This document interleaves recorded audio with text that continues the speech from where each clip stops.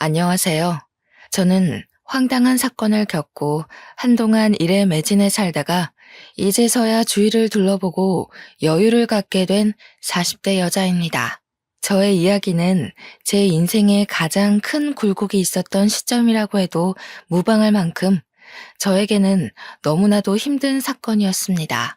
말로 풀어내는 것조차도 힘들어서 상담을 통해 제 마음속 깊이 있는 이 분노와 우울을 풀어놓는 데만 2년이 꼬박 걸렸습니다. 상담사 선생님께서 저에게 자꾸 아무 일도 아닌 것처럼 남에게 털어놓기도 해야 마음이 가벼워진다고 해서 이곳을 찾게 되었습니다. 너무나도 재밌고 파란만장한 이야기들 사이에 제 이야기가 묻힐까봐 걱정되지만 한번 풀어보겠습니다. 저는 아주 큰 한정식 집을 하는 어머니 밑에서 자라 손맛의 중요함을 배우고 살았습니다. 제가 어렸을 때 우리 아버지께서 병으로 돌아가신 터라 어머니께서는 저를 정말 힘들게 키우셨죠. 그때만 해도 식당이 지금의 규모로 크지는 않았습니다. 어머니께서 식당을 운영하신 이유는 혹여라도 제가 밥을 굶을까 싶어서 시작하신 거였거든요. 아빠 없는 애.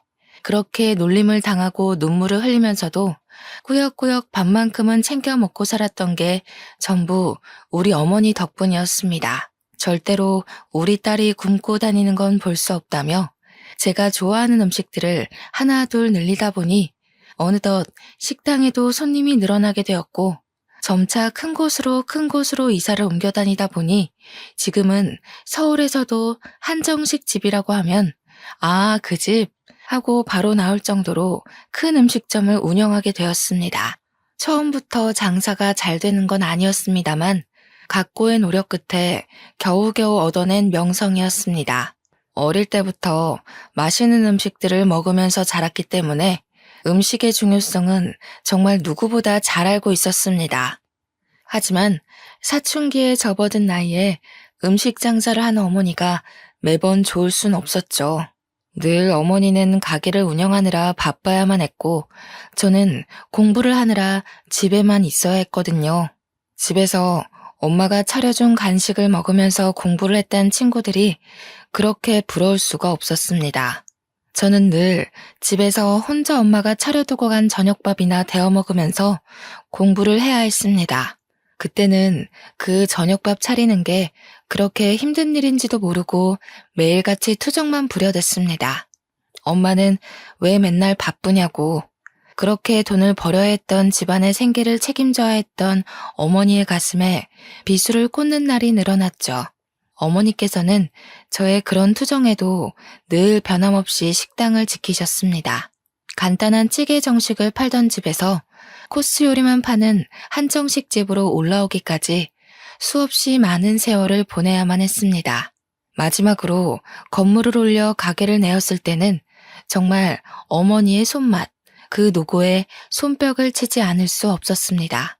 한정식집 치고는 가격이 꽤 나는 곳이라 상견례 자리로도 많이 사용하시고 정치인들도 와서 식사를 하는 곳이었습니다. 드라마 같은 데 보면 룸으로 딱딱 이루어져서 독채 시스템으로 운영되는 그런 한정식집 많이 보셨죠? 그런 장소 협찬도 하고 유명인들이 몰래 데이트를 하는 곳으로도 손색 없는 그런 한정식집을 일궈내셨습니다. 그래서 그런지 한 달에 버는 돈이 어마무시할 정도였어요. 대학생이 되고 나서 첫 아르바이트를 했을 때 그제야 어머니가 얼마나 힘들게 저를 키웠을지 갑자기 와닿았습니다. 고작 한 달에 70만 원 벌기가 이렇게나 힘든데 우리 어머니는 그 돈 벌어서 저를 대학까지 보냈으니까요. 대학을 졸업하는 순간까지 어머니께서 힘들게 번 돈을 허투루 쓰지 않기 위해 저는 정말 많은 노력을 했습니다.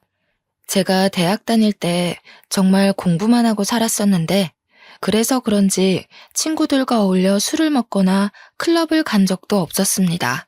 친구들이 별로 없는 것도 한몫이긴 했죠. 대학에서 제 별명은 책이었습니다. 늘 책이 있는 곳에 제가 있다는 말이 와전되어 별명으로 자리 잡은 거였죠. 그런 저에게도 딱 한 명의 친구가 있었는데 조별 과제를 하다가 알게 된 저와 아주 비슷한 성향의 친구였습니다. 조별 과제를 하면서 다른 팀원들에게 치이고 교수님께 치이고 하며 의리를 다지게 된 케이스인데 그 의리가 정말 돈독했습니다. 대학을 졸업하는 순간까지도 붙어 다니면서 불도저처럼 과제를 해냈거든요. 그런 저의 단짝에게 어렸을 때부터 친하게 지냈다던 동네 친구가 하나 있었는데 다른 과에 진학하여 마주할 일이 별로 없었습니다. 캠퍼스를 누비거나 커피를 마시거나 학식을 먹을 때 정도 붙어 다니면서 이야기를 나누게 되었습니다. 처음에는 어색했지만 자연스럽게 같이 있는 시간이 늘어나면서 셋이 어울려 다니게 되었죠. 그런데 남녀 사이라는 게 원래 갑작스럽게 스파크가 튀어오르고 그런 법이잖아요. 제가 친구의 단짝 친구와 연애를 하게 된 것입니다. 느지막하게 찾아온 첫사랑은 참으로 요란하게 남들에게 보였었나 봅니다. 캠퍼스 커플이라는 특성상 학교 내에서 모르는 사람이 없을 정도였어요. 남자친구가 군대에 갈 때 훈련소까지 따라가서 그의 가족들 앞에서 울고불고 하기도 하고요. 그런데 그런 시간이 무척이나 무색하게도 남자친구가 저에게 말도 안 하고 휴가를 나와서 클럽에 간 걸 알게 된 것입니다. 클럽만 갔으면 잔소리 좀 하고 말았을 텐데 거기서 여자를 만난 걸 제가 알게 되었고 우리는 헤어지게 되었습니다. 그때부터 저는 학교도 자주 빠지고 공부에도 손 놓고 4학년 되어서 성적에 손을 놓았으니 겨우겨우 졸업장만 받게 되었죠. 졸업식 날 어머니께 얼마나 죄송했는지 모르겠어요. 남자친구와 연애를 하기 전까지 정말 좋았던 성적이 갑자기 뚝뚝 떨어지고 학고만 맞지 않으면 다행이다 할 정도였으니까요. 그렇게 힘들게 저를 대학까지 보내주신 건데 참으로 죄송했습니다. 저는 대학을 졸업 후 열심히 취업 준비를 했습니다. 그제야 정신을 차리고 이런 자격증 저런 자격증 모두 기웃거리면서 취업에 도움된다는 건 긁어모으기 시작했습니다. 하지만 3년 동안 취업에 실패하고 좌절하고 결국에는 기업의 눈을 낮추고 했는데도 취업이 되지 않았어요. 저에게 선택할 수 있는 별다른 제한이 없었기에 저는 어머니의 식당으로 취업을 하게 되었습니다. 어머니께서도 언젠가 본인이 늙어 힘이 없어지면 저에게 물려주고 싶다고 하셨기에 일찌감치 식당으로 들어갔습니다. 물론 저도 당연히 안주인 수업을 받게 될 줄 알았는데 제 예상과는 다르게 어머니는 혹독하셨습니다. 식당 설거지 일부터 시작하라 해서 만만하게 보고 시작했는데 한정식 집이다 보니 반찬 가짓수가 많잖아요. 그 작은 반찬 그릇들이 수십 개가 쌓여 있는데 닦아도 줄어들 생각을 하지 않더라고요. 그때 태어나서 처음으로 주부 습진이라는 것에 걸렸습니다. 고무장갑을 끼고 설거지를 해도 그 안으로 물이 다 고여들어와 손이 퉁퉁 불기 일쑤였습니다. 그렇게 3년 동안 설거지에 반찬 나르기에 식기 정리만 하다가 겨우겨우 손님도 맞이하게 되고 계산을 하게 되었습니다. 나름 식당 돌아가는 시스템에 대해서 빠삭하게 알게 된 덕이죠. 저는 여전히 졸업 후에도 조별 과제를 함께하며 의리를 다진 대학 동기와는 연락을 하고 지냈습니다. 그런데 대학 동기와 단짝 친구였던 전 남자친구가 저를 한번 보고 싶다고 했다는 게 아니겠어요. 헤어진 지 벌써 7년이나 지난 후였고 저도 뭐 첫사랑이라고는 하지만 지나간 추억이니 한 번쯤 만나서 대학 시절 이야기를 나누는 거 나쁘지 않다고 생각을 했어요. 대학 동기도 오랜만에 셋이 한번 뭉치자고 넌지시 이야기하길래 저도 알겠다고 했습니다. 그래서 하루 시간을 내서 같이 만나게 되었는데 술을 한잔하고 집에 가려는 찰나 저를 붙잡고 할 이야기가 있다고 하더군요. 저한테 그때는 정말 철이 없어서 미안했다고 한순간의 실수였다고 꼭 사과하고 싶었대요. 저야 뭐 지난 일이니까 알겠다고 했어요. 그러면서 저에게 자기는 지금 중소기업 신인으로 일을 하고 있고 다시 한번 만나보고 싶다는 식으로 이야기를 하더군요. 연애할 때 저희가 얼마나 불같은 사랑을 했었는지 같은 취미에 같은 취향을 가지고 있었다는 사실이 문득 떠올랐어요. 저도 만나는 사람이 없었기 때문에 한번 생각해 보겠다고 했더니 그게 긍정의 의미로 들렸는지 그날부터 저에게 지극정성으로 굴더라고요. 퇴근 시간에 맞춰서 저를 집까지 데려다 주는 건 기본이고 쉬는 날이면 피곤하지 않게 데이트 코스를 짜오기도 했어요. 엄청 비싼 리클라이너 영화관 같은 데 데려가 쉬면서 영화를 볼 수 있게도 해주고 마사지도 받게 해주고요. 어딜 가더라도 본인 차로 저를 데려다 주는데 저 약간 감동받을 만하지 않나요? 제가 면허는 있었지만 차는 식당과 집만 오갔기 때문에 필요치 않아서 사지 않았거든요. 아무튼 그렇게 6개월 정도 지켜보다가 예전과 꽤 변한 모습에 새로움을 느껴 다시 만나보기로 결정을 했습니다. 그런데 그때는 저희가 이미 30의 나이를 하고 있었으니 연애만 하기에는 살짝 애매한 시기이기도 했어요. 그래서 진지한 만남을 생각하고 서로의 저축이 얼마가 있는지, 월급이 어떻게 되는지 경제 능력을 다 오픈했어요. 물론 제가 훨씬 더 많이 벌고 모아둔 돈도 많았지만 남자친구랑 같이 있으니 행복하고 즐거워서 상관없겠다 싶었습니다. 대학 동기도 저희가 다시 만난다는 소식에 두 팔 벌려 축하를 해주었어요. 그렇게 헤어지고 나서 괜히 자기가 더 불편했다면서 앞으로는 서로에게 죄짓지 말고 살자고 했습니다. 저도 한 번 바람으로 이별을 겪었지만 달라진 모습을 보여주겠다고 믿어달라는 남자친구에게 고개를 끄덕였고요. 그렇게 신나는 연애를 했습니다. 대학생 시절에 했던 연애와는 비교가 안 될 정도로 각자 월급을 벌어 돈을 물쓰듯 쓰는 연애는 재미있었어요. 부모님께 용돈을 받아서 한 달 동안 얼만큼의 돈을 써야 한다는 계산 없이 이루어지는 데이트가 재미없을 리가 없죠. 행복한 시간도 잠시. 저에게 아주 큰일이 일어나고 말았습니다.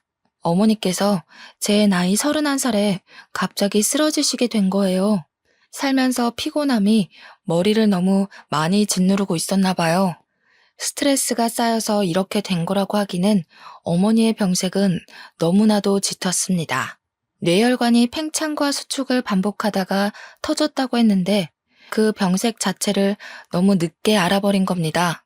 골든타임이 지나가는 바람에 어머니께서는 눈을 뜨지 못하셨어요.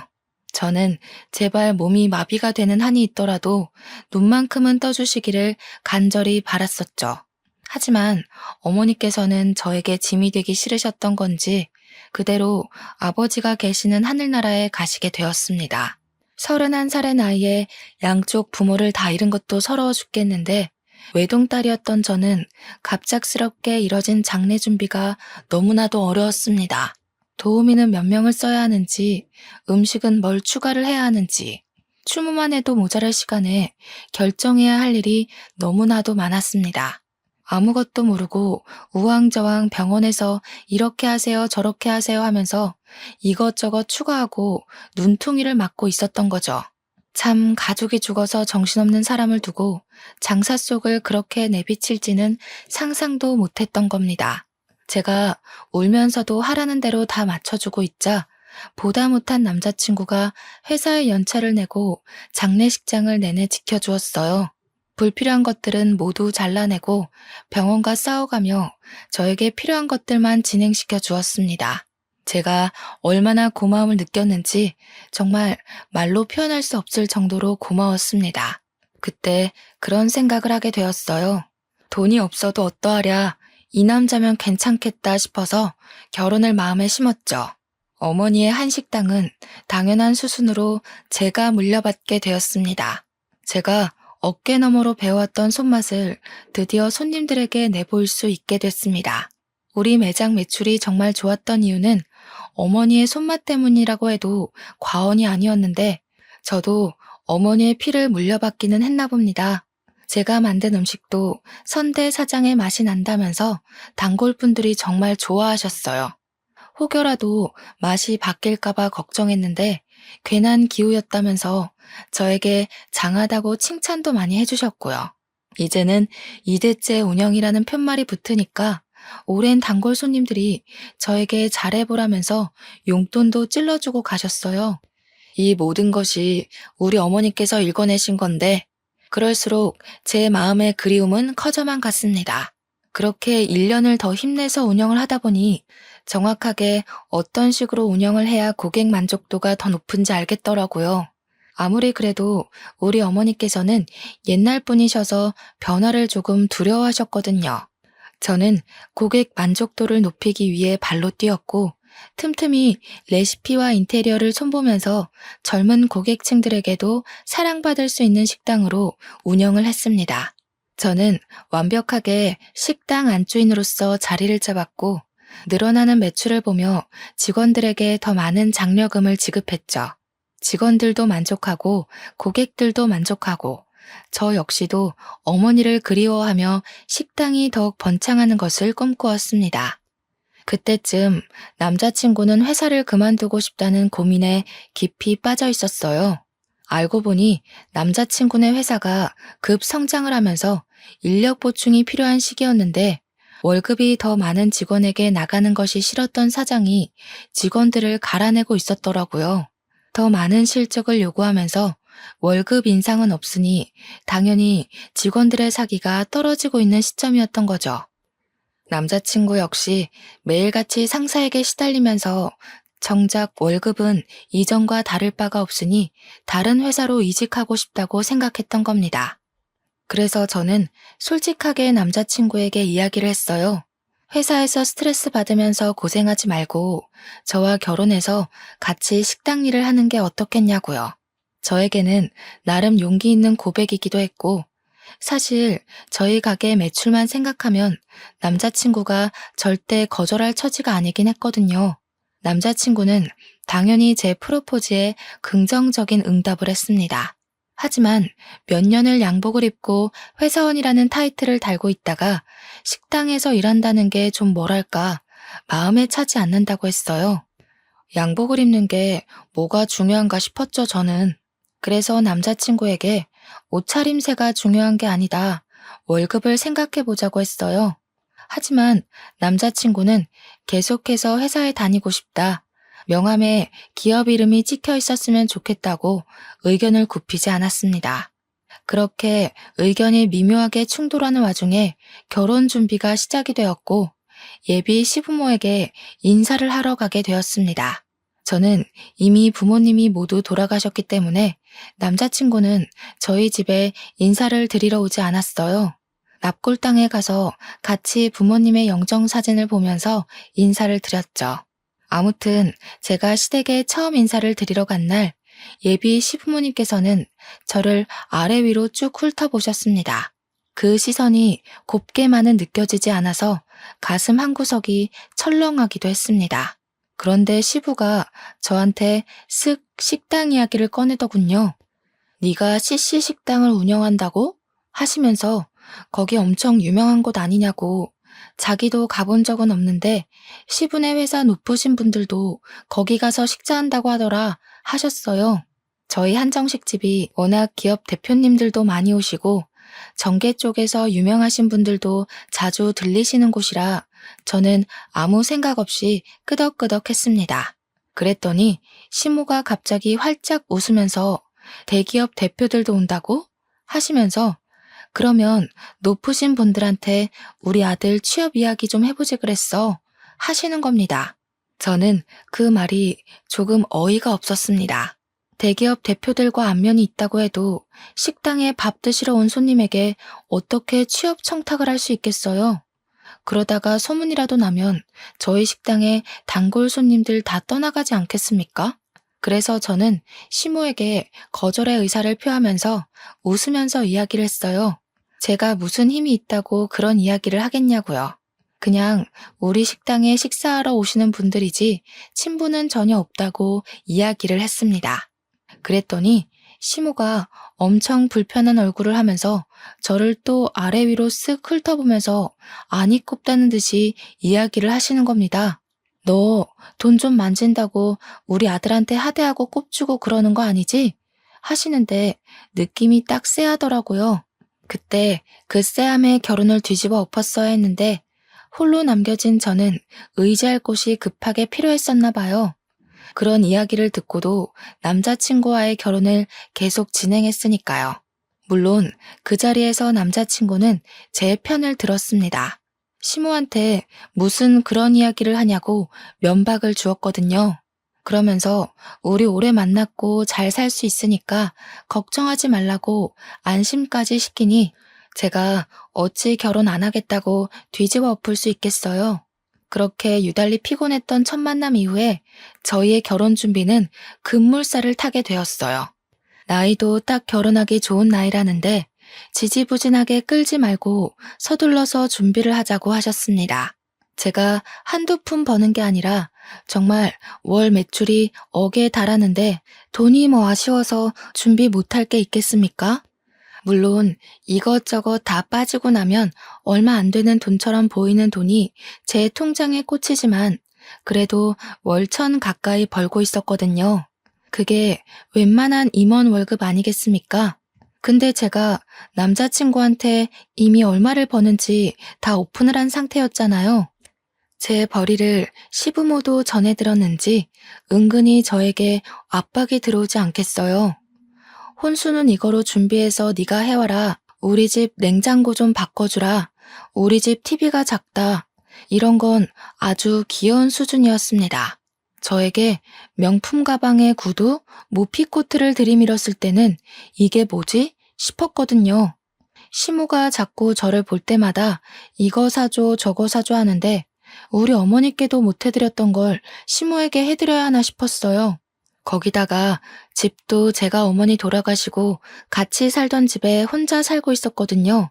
그 집을 신혼집으로 꾸미자고 이야기를 다 끝내놨는데 시모가 신혼집은 따로 구해야 하지 않겠냐는 겁니다. 우리 어머니와의 추억이 담긴 집이라 이사를 가고 싶지 않다고 했는데도 박박 우겨대면서 신혼집을 따로 구하라 하셨어요. 제가 참다 못해서 남자친구에게 신혼집만큼은 양보 못한다. 우리 식당 출퇴근하기도 좋고 집 평수도 큰데 왜 자꾸 신혼집을 구해야 하나 했어요. 그랬더니 시모가 저에게 전화가 와서 한다는 소리가 뭔지 아세요? 그 집 사람 죽은 집 아니냐고 하더군요. 우리 아들도 뇌출혈로 죽으면 어떻게 하냐고 집 터가 나쁜 것 같대요. 제가 그 말을 듣고도 제정신일 수 있었겠어요? 다른 것도 아니고 우리 어머니의 죽음을 가지고 그렇게 이야기할 수 있나요? 저는 정말 시모가 사이코패스인 줄 알았습니다. 뇌출혈로 사람 죽어난 집에 살면 우리 아들 죽을까봐 겁나서 그 집에 살지 않았으면 좋겠다는 게 정말 다시 생각해도 너무 열받고 화딱지가 나네요. 그래서 제가 어떻게 할게요? 바로 헤어지자고 했습니다. 그런 말을 하는 가족은 내 가족으로 받아들일 수 없다. 어떻게 사돈의 죽음을 가지고 그딴 소리를 할 수 있냐고 막 쏘아붙였습니다. 남자친구도 제 입에서 헤어지자는 이야기가 나올 거라곤 상상도 못했는지 무척 당황해하면서 변명도 못하더라고요. 저는 남자친구의 얼굴도 보기가 싫었고 만나주지도 않고 연락도 피하면서 이별을 준비했어요. 제가 오죽하면 결혼 준비를 하던 와중에 헤어지자고 했겠습니까? 말을 다 안 해서 그렇지 그동안 화나는 일이 한두 가지가 아니었습니다. 제가 이별하자고 했더니 시부모도 저에게 처음에는 연락이 와서 우리도 부모 없는 애 싫다, 식당하면 억척스러운 거 아니냐 하시며 흑백 논리를 펼치셨습니다. 남자친구가 집에 가서 어떤 이야기를 어떻게 했는지는 몰라도 한 2주일쯤 지나니까 맨날 우리 식당에 찾아와서 미안하다고 하시더군요. 순수하게 미안하다고만 하시진 않았죠. 뭐 우리 아들이 너 아니면 죽겠다는데 다시 한 번만 만나줘라 라는 명령조였어요. 당연히 저도 그럴 일 없습니다. 가세요 하고 보내드렸죠. 처음에는 남자친구가 제 다리 붙잡고 늘어지더니 남자친구가 나타나지 않으면 시부모가 나타나서 다리 붙잡고 늘어지고 뭐 이렇게 억척스럽다니 너는 부모가 없니 하다가 갑자기 돌변해서 저러니까 나중에는 짜증이 나더라고요. 한두 달 동안은 경찰에 신고하겠다, 찾아오지 말아라 하다가 저도 지쳐버린 거죠. 어느 날 퇴근하는데 정말 피골이 상접하다는 말이 어울릴 정도로 피폐해진 남자친구가 제 앞에서 무릎을 꿇더라고요. 가족들이랑 인연을 끊고 살겠다면서 저 없으면 안 된다고 울고불고 하는데 마음이 좀 동하더라고요. 우리 부모님의 죽음을 욕되게 한 인간이랑은 상종하지 말아야지 했는데 그동안 사랑했던 기억이 밀려오고 그래서 저도 모르게 남자친구한테 그럼 앞으로 정말 인연 끊고 살 수 있겠냐고 물어봤어요. 그러니까 저에게 끄덕이면서 절대로 연락도 안 오게 해주겠다고 걱정 말고 자기 한 번만 믿어봐달라고 하더라고요. 이미 반 이상 결혼 준비가 진행되었던 터라 마지막으로 한 번만 믿어보겠다고 하고 결혼을 진행했습니다. 그렇게 식당 일 하면서 틈틈이 식장을 알아보고 웨딩드레스도 고르고 웨딩 사진까지 촬영 다 하고 나니까 식이 코앞이었습니다. 싱숭생숭한 마음을 뒤로한 채 저는 남편의 손을 잡고 버진로드를 걸었고 결혼식을 무사히 마치게 되었어요. 식장에서 시부모들은 제 눈도 제대로 못 보시더라고요. 평생 그렇게 저를 불편해 해주십사 요청을 드리고 신혼여행도 잘 다녀왔습니다. 제 식당 명성에 맞게 번쩍번쩍하게 돈을 처발라가면서 온갖 손님들을 다 초대해서 결혼식을 올렸거든요. 심지어 저희 단골 손님들 중에 유명하신 기업인들께서 혼주석에 앉아주시겠다고 할 정도로 제 기가 눌리면 안 된다고요. 주변에서 저를 엄청 신경 써주신 따뜻한 결혼식이었어요. 시부모도 저희 측 손님들을 보시고는 조금 놀란 눈치였습니다. 혹여라도 남편의 취업 청탁이라도 할까봐 조금 긴장되기도 했지만요. 아무튼 신혼여행 다녀와서도 시댁에서는 저에게 일절 연락이 없었고 저는 편하게 식당 일을 했어요. 명절이 다가와서 어떻게 해야 하나 하고 있는데 남편이 저에게 갈 필요 없다고 하더라고요.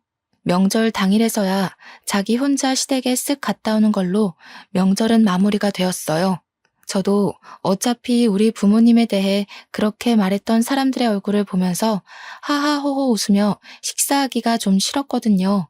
거기다가 명절이 되면 저희 식당이 쉴 틈 없이 엄청나게 바쁘기도 하고요. 명절 당일 하루 쉬지만 앞뒤로 예약이 꽉꽉 찰 정도로 바쁜 식당이니 직원들만 두고 제가 시댁에 가기도 좀 뭐하잖아요. 우리 어머니께서도 명절에 단 하루도 쉼없이 바쁘게 사셨던 분이셨고요. 그래도 동방예의지국에서 며느리로 맞이하는 첫 명절인데 그냥 넘어가긴 또 마음이 그래서 전화는 드렸어요. 명절에도 식당 일이 바빠서 방문은 못할 것 같으니 생신 때 제대로 챙겨드리겠다고 했습니다. 그때까지도 결혼한 지 얼마 안 된 시점이기에 저에게 지은 죄가 있으셔서 그런지 알겠다고만 하셨습니다. 물론 남편도 시부모한테 잔소리를 엄청 퍼부었던 것 같긴 했어요. 한 2년 동안은 아무 탈 없이 행복한 신혼을 보내면서 잘 살고 있었습니다. 남편은 결혼하고 1년 동안 재취업 준비를 해보겠다고 하더니 여전히 볼품은 없지만 중소기업에 취업해서 월급도 꼬박꼬박 가져오고 있었고요. 우리도 서로의 생활에 익숙해진 시점이라 슬슬 아이를 가져볼까 하고 생각을 하고 있었습니다. 그 전까지는 저도 상황이 어떻게 될지 모르고 또 시부모님이 언제 돌변하실지 몰라서 피임을 하고 있었거든요. 사실 부부라는 게 그렇잖아요. 아이가 들어서야 진정한 가족을 이루는 그런 느낌. 요즘 젊은 사람들은 딩크족이다 뭐다 해서 아이를 갖지 않기도 하지만요. 저는 뭔가 내 가족을 이루려면 아이가 있어야 한다는 생각이 뼛속 깊이 자리 잡고 있었어요. 그래서 남편에게도 은근히 가족 구성원에 대해 이야기하면서 아이를 가지고 싶다는 의사를 내비쳤죠. 이제는 남편도 돈을 벌어오고 저는 정말 완벽하게 제 식당을 운영하고 있었기 때문에 지금 시기가 딱 좋다고 생각했습니다. 임신 준비를 하기 위해 피임약 복용을 중단하고 각종 영양제를 챙겨 먹으면서 몸의 회복을 기다리고 있었어요. 그런데 말이죠. 저는 나름 남편에 대해 모르는 게 없다고 생각했는데 집중하고 있던 식당 일에서 눈을 돌려 남편만 바라보고 있으니 뭔가 이상하더라고요. 그때는 저도 피곤해서 생각도 안 했었는데 임신을 준비하려고 하니 남편이 자꾸 피곤하다고 하면서 거부하는 게 수상했어요. 물론 남편이 아직은 회사에서 제대로 된 프로젝트도 못하고 이리저리 쫓겨만 다니는 처지인 걸 알아서 이해하려고 했는데 아무리 회사 일이 힘들고 지친다고 해도 그렇게 힘든 일인가 싶은 거죠. 은근히 저를 피한다는 느낌도 들고 그래서 이 사람이 바람을 피운 전적이 있었으니까 저도 의심이 가는 겁니다. 그래서 집중적으로 남편을 주시하기 시작했어요. 근데 딱히 별거 없긴 하더라고요. 회사 퇴근해서 한 달에 한두 번씩 회식 있을 때 빼고는 늦게 끝나는 저를 식당 앞까지 매일 데리러 오고 제가 좀 예민한 건가 하는 타이밍에 남편이 회식이 있다고 차를 두고 간다고 하더라고요. 그래서 제가 남편 차를 끌고 식당에 오면서 블랙박스를 뒤져보았습니다. 근데 거기서도 별거가 없는 거예요. 그냥 날짜별로 시간대별로 정리가 된 블랙박스들만 있었어요. 기록을 뒤져봐도 여자 같은 건 보이지 않았고요. 듬성듬성 비는 시간이야 차량 시동 꺼두면 꺼지니까 출퇴근 시간은 다 잘 찍혀 있었고요. 저는 순간 저에게 의부증 같은 게 생긴 건 아닌가 진심으로 고민도 했었습니다. 그러던 어느 날 주말 남편이 뜬금없이 대학 동창들을 만나러 간다고 하는 겁니다. 누구를 만나냐고 물어보니 남편이 과 동기들 이름을 대는데 저는 잘 모르는 친구들이었어요. 제가 은근히 웃으면서 너 동창들 만나러 간다고 해놓고 다른 데 가는 거 아니지? 하니까 허둥지둥 대면서 아니라고 하더라고요. 우리 단짝 친구 이름을 대면서 걔도 온다고 하길래 아 그래? 하고 말았습니다. 술에 완전히 취해 들어왔길래 다음날 아침에 해장국 끓여주고 친구도 숙취에 좀 시달리겠다 싶어서 전화를 걸어 오랜만에 안부를 물었어요. 어제 술 많이 마셨냐고 하니까 술 안 마셨다고 하더라고요. 그래서 동창들 만났는데 술을 안 마셨어? 하니까 자기는 집에 있었대요. 그래서 남편에게 바로 말을 했죠. 걔는 어제 집에 있었다던데? 하니까 뭐 오겠다더니 안 온다고 말 바꾸더라 하면서 어물쩍 넘어가더라고요. 그래서 딱 말했어요. 어제 동창 모임 없었지? 너 혹시 바람 피우니? 이렇게요. 죽어도 아니라고 이야기하는데 저도 증거가 없어서 일단은 남편의 행적을 지켜보기로 마음먹었습니다. 행동 하나하나를 지켜보는데 평소랑 크게 다를 바가 없긴 했어요. 그래도 쉽게 의심을 버리지는 않았습니다. 저희가 원래 서로 휴대폰에 비밀번호를 걸어두고 신경을 쓰지 않고 지냈거든요. 그런데 바람의 기본은 휴대폰 아니겠어요? 남편이 씻으러 간 사이에 비밀번호를 대충 유추해서 이것저것 눌러봤는데 하나도 맞질 않더라고요. 휴대폰만 뒤지면 뭔가 나올 것 같은 기분에 저는 남편이 잘 때까지 기다렸다가 지문 인식을 통해서 비밀번호를 풀었습니다. 순간 고민도 많이 되긴 했어요. 판도라의 상자를 열어버린 느낌이 들더라고요. 이 사람이 정말 바람을 피운 거면 난 어떻게 해야 할까 하는 생각에 볼까 말까 고민이 되었습니다. 하지만 남편이 바람을 피운다고 하면 저도 같이 살 이유가 없는 거나 마찬가지 아니겠어요? 이혼까지도 생각을 하고 결단을 내렸고 저는 그 판도라의 상자를 열어 천천히 살펴보기 시작했습니다. 남편의 문자를 막 뒤지고 있는데 어느 대학병원에서 온 문자가 엄청 많은 게 아니겠어요? 카드 내역을 살펴보는데도 병원 내에 있는 카페에서 찍힌 영수증 문자가 많이 있었어요.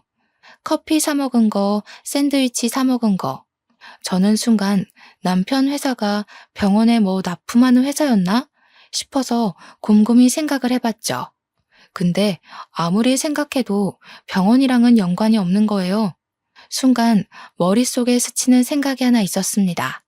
바로 시부모님이었어요. 혹시 시부모가 어디 아파서 병원에 입원은 한 게 아닌지 싶었던 거죠. 저와 정말 연락을 하나도 하지 않고 살고 있었기 때문에 저에게 입원한 걸 비밀로 하신 건가 싶었습니다. 달력을 확인해보니 곧 시모의 생일이 다가오고 있기도 해서 저는 다음날 눈을 뜨자마자 시모에게 전화를 걸었어요. 다음 주에 생일이신데 어떻게 하실 거냐고. 뭐 드시고 싶은 거 있냐고 살갑게 물어보니 뭐 할 거 없다고 하시더군요. 왜요?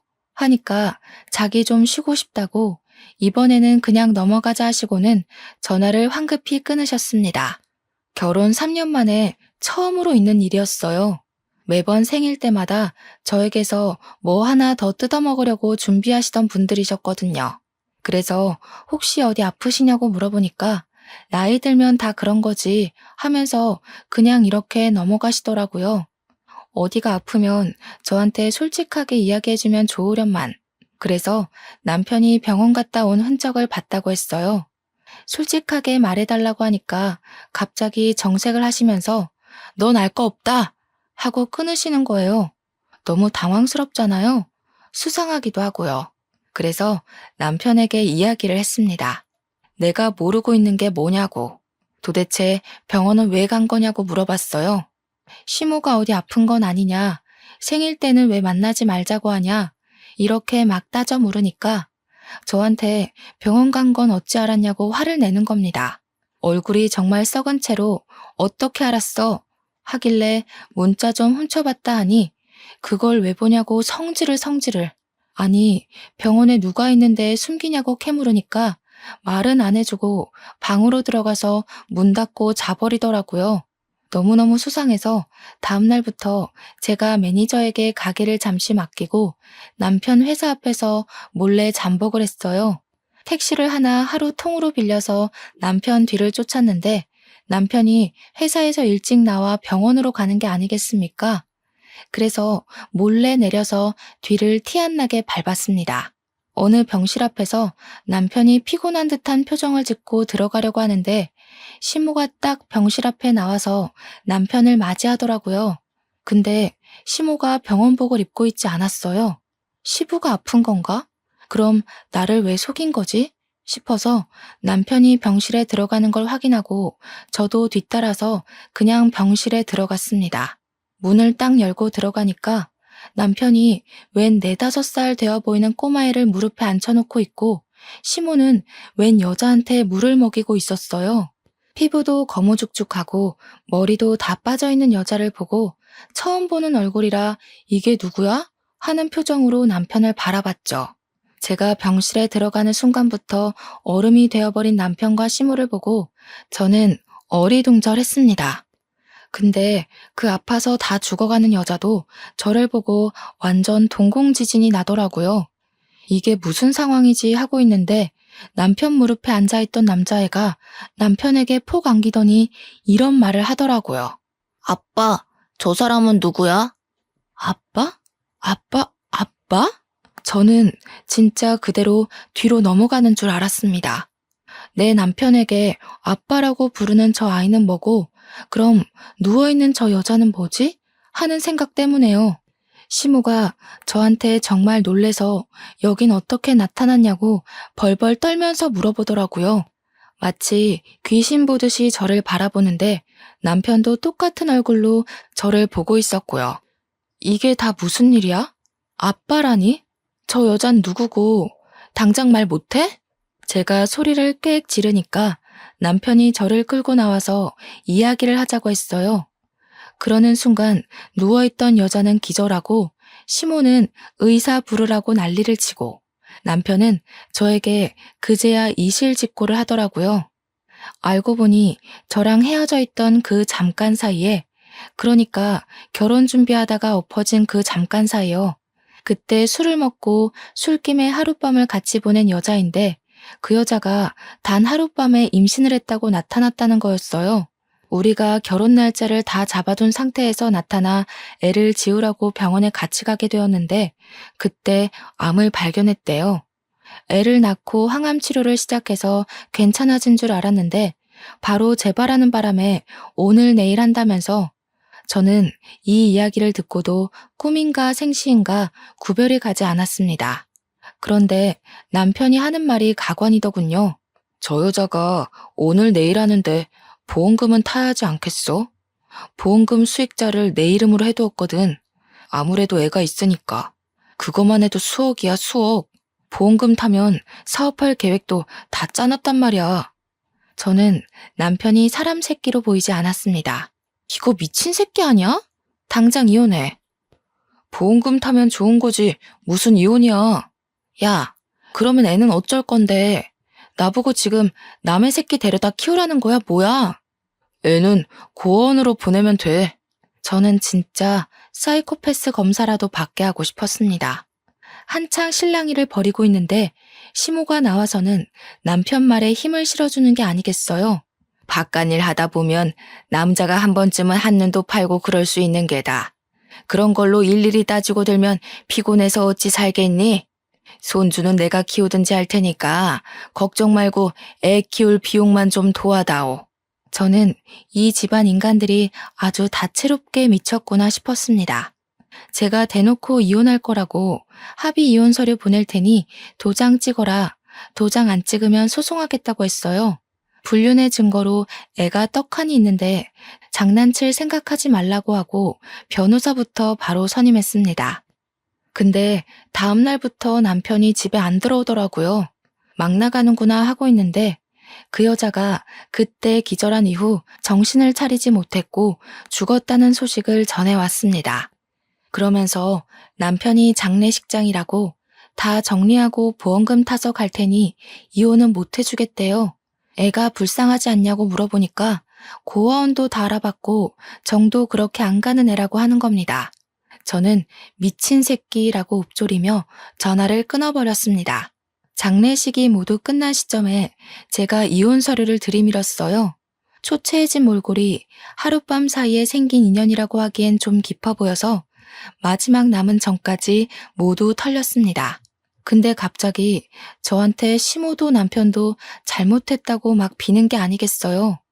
이건 또 무슨 짓인가 싶어서 잠자코 있으니 시모가 헐레벌떡 자기 변명을 하더군요. 애가 무슨 죄가 있겠니? 그래도 반쪽이나마 핏줄이니까 정부치고 같이 살아라. 응? 이게 다 무슨 개소린가 싶어서 알아보니까 아이의 친모가 남편이 자기 죽으면 애를 버릴까봐 보험금 수령인을 죽기 전에 바꿔둔 것이었어요. 남편이 아닌 아이의 이름으로요.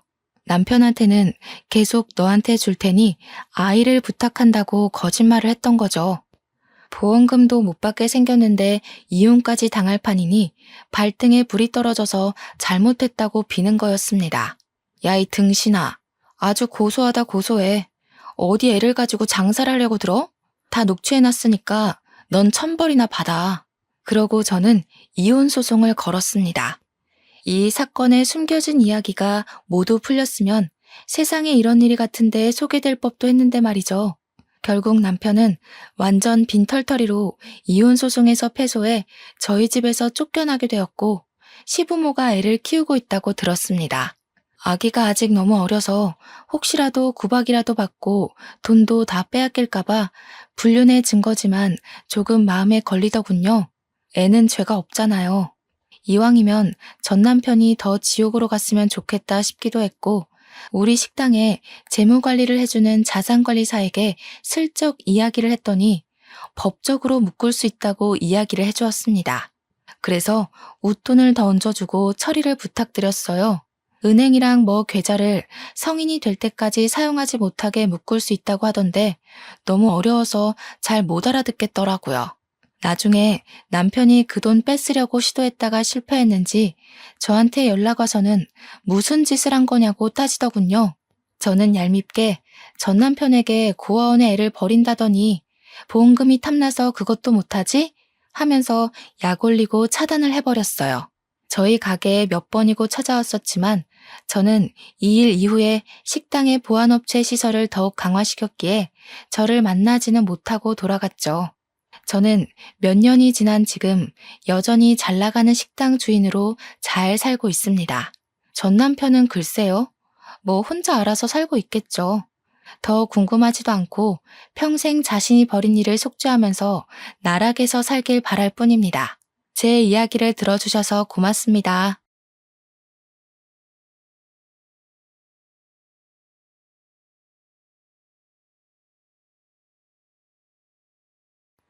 안녕하세요.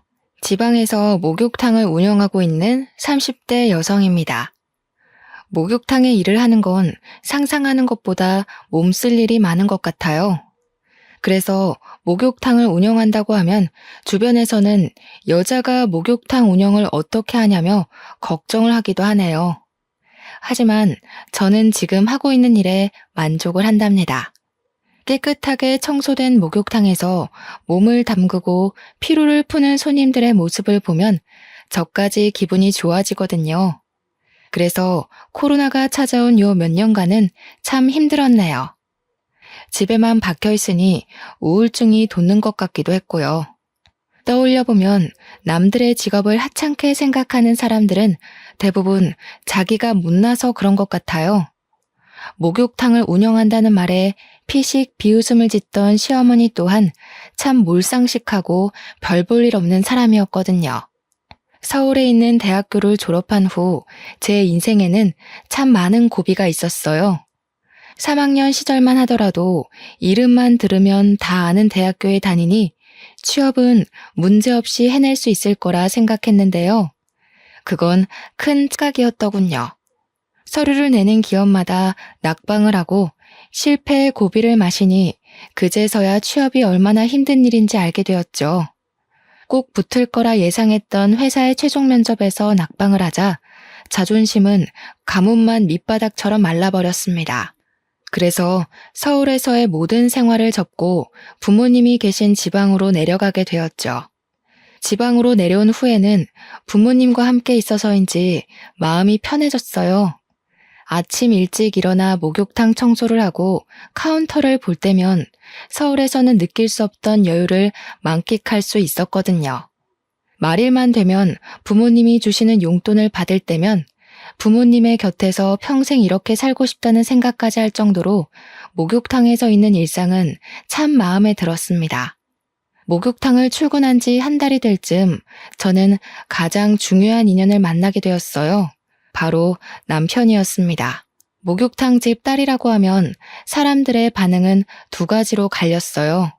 아직도 목욕탕을 운영하냐면서 칭찬을 하는 사람과 시대에 뒤처져서 전망도 없는 일에 매달린다고 하는 사람 말이에요.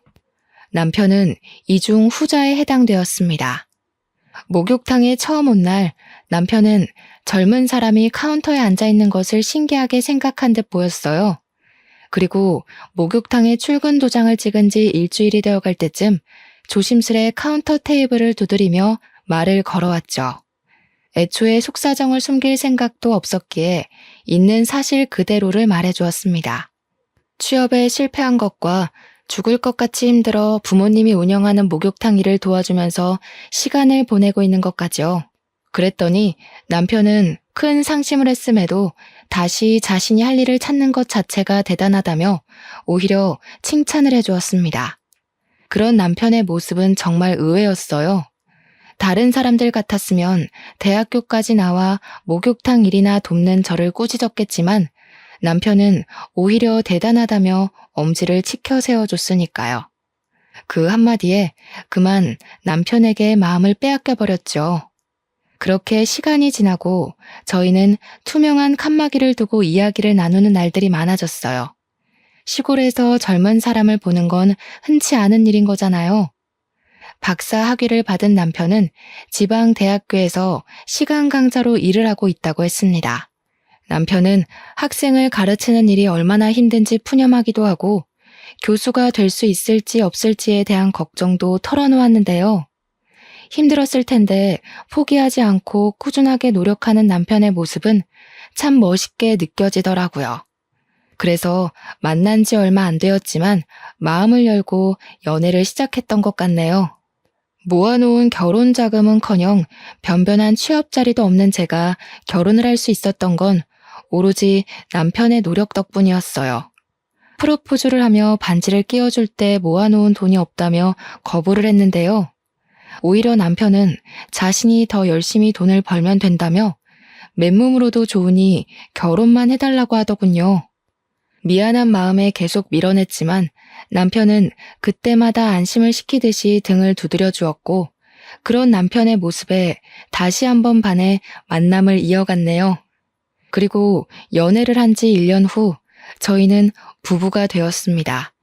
취업은커녕 결혼 자금조차 모으지 못한 상태로 결혼할 수 있었던 것은 오로지 남편의 노력 덕분이었어요. 남편에 비해 너무나 부족한 걸 알기에 밀어냈지만 남편은 자신이 모아놓은 돈이 있으니 아무 걱정하지 말고 결혼 준비를 하자고 했는데요.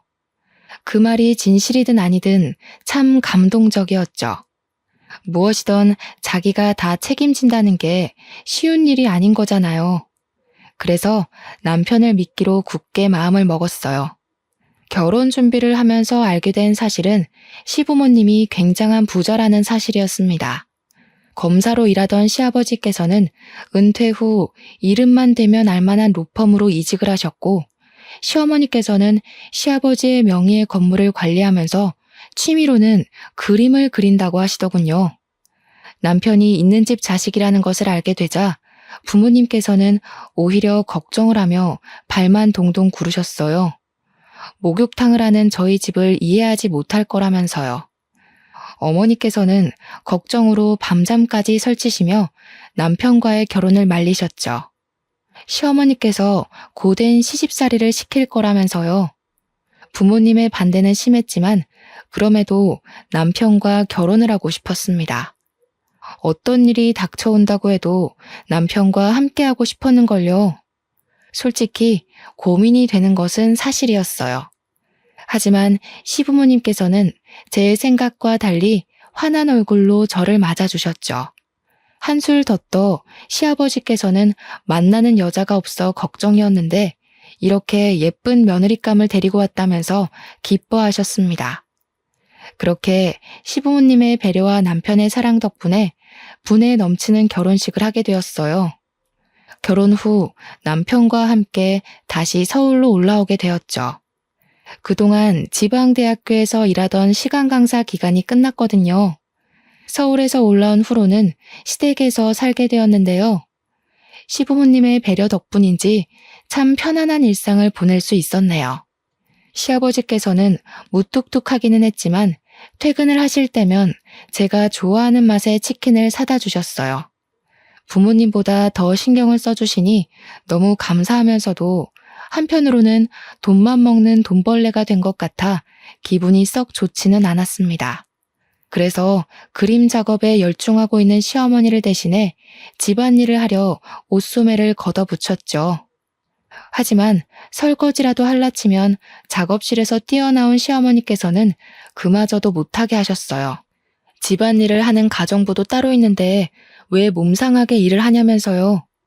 시어머니의 만류에 집에서 할 수 있는 것이라고는 책을 보거나 먹은 것을 설거지통에 가져다 놓는 일뿐이었어요. 잘해주려고 노력하는 시부모님이나 교수 준비로 바쁜 남편에게는 말할 수 없었기에 친구들에게 푸념을 늘어놓는 시간이 점점 더 길어졌죠. 하지만 친구들은 이런 고충을 잘 이해하지 못하는 것 같았어요. 오히려 시집살이를 하는 자신을 놀리냐며 더러 화를 낼 뿐이었죠.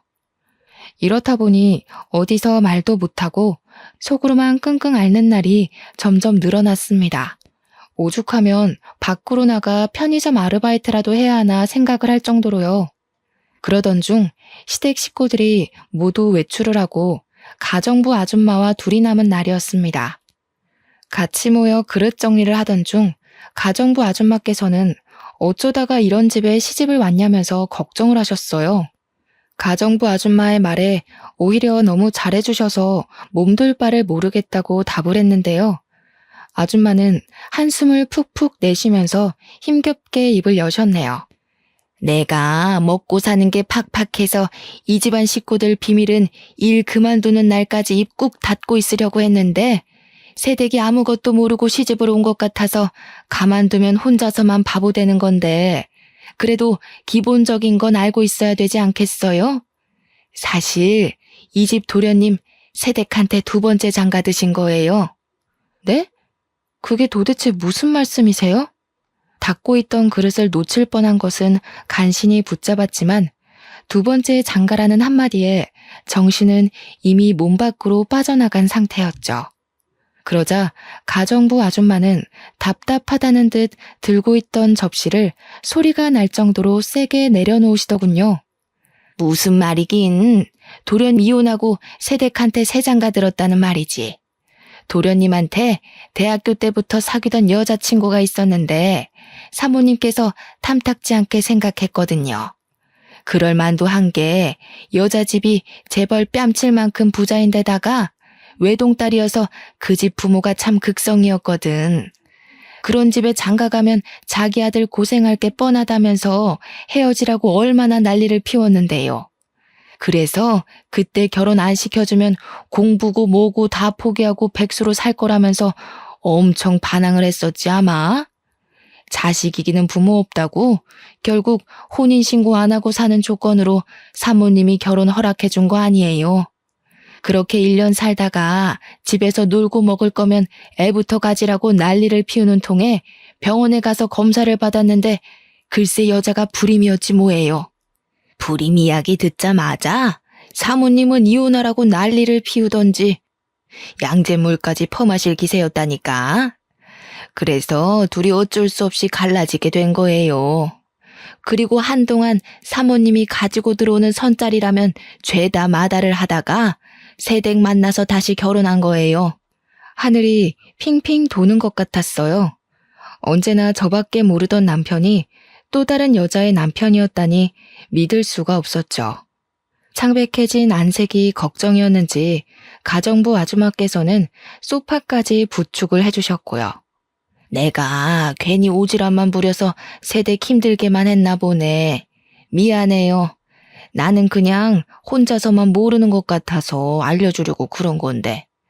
혹시 오해할까봐 말하는 거지만 나는 새댁 이혼하길 바라지 않아요. 새댁 집도 그렇게 넉넉한 형편은 아니라면서요. 그 형편에 이만한 집에 시집 오기 쉽지 않잖아. 그냥 내가 한 말은 흘려버리고 사모님 비위 좀 맞추다가 빨리 분가해버려요. 사모님 성정이 유난스럽기는 해도 두 번째로 들어온 며느리인데 그래도 잘해주려고 할 거잖아요. 헛웃음이 나왔습니다. 분에 넘치는 좋은 집안에 시집을 와서 호강을 한다고 생각했었는데 모두가 저를 속인 사기꾼이었던 거잖아요.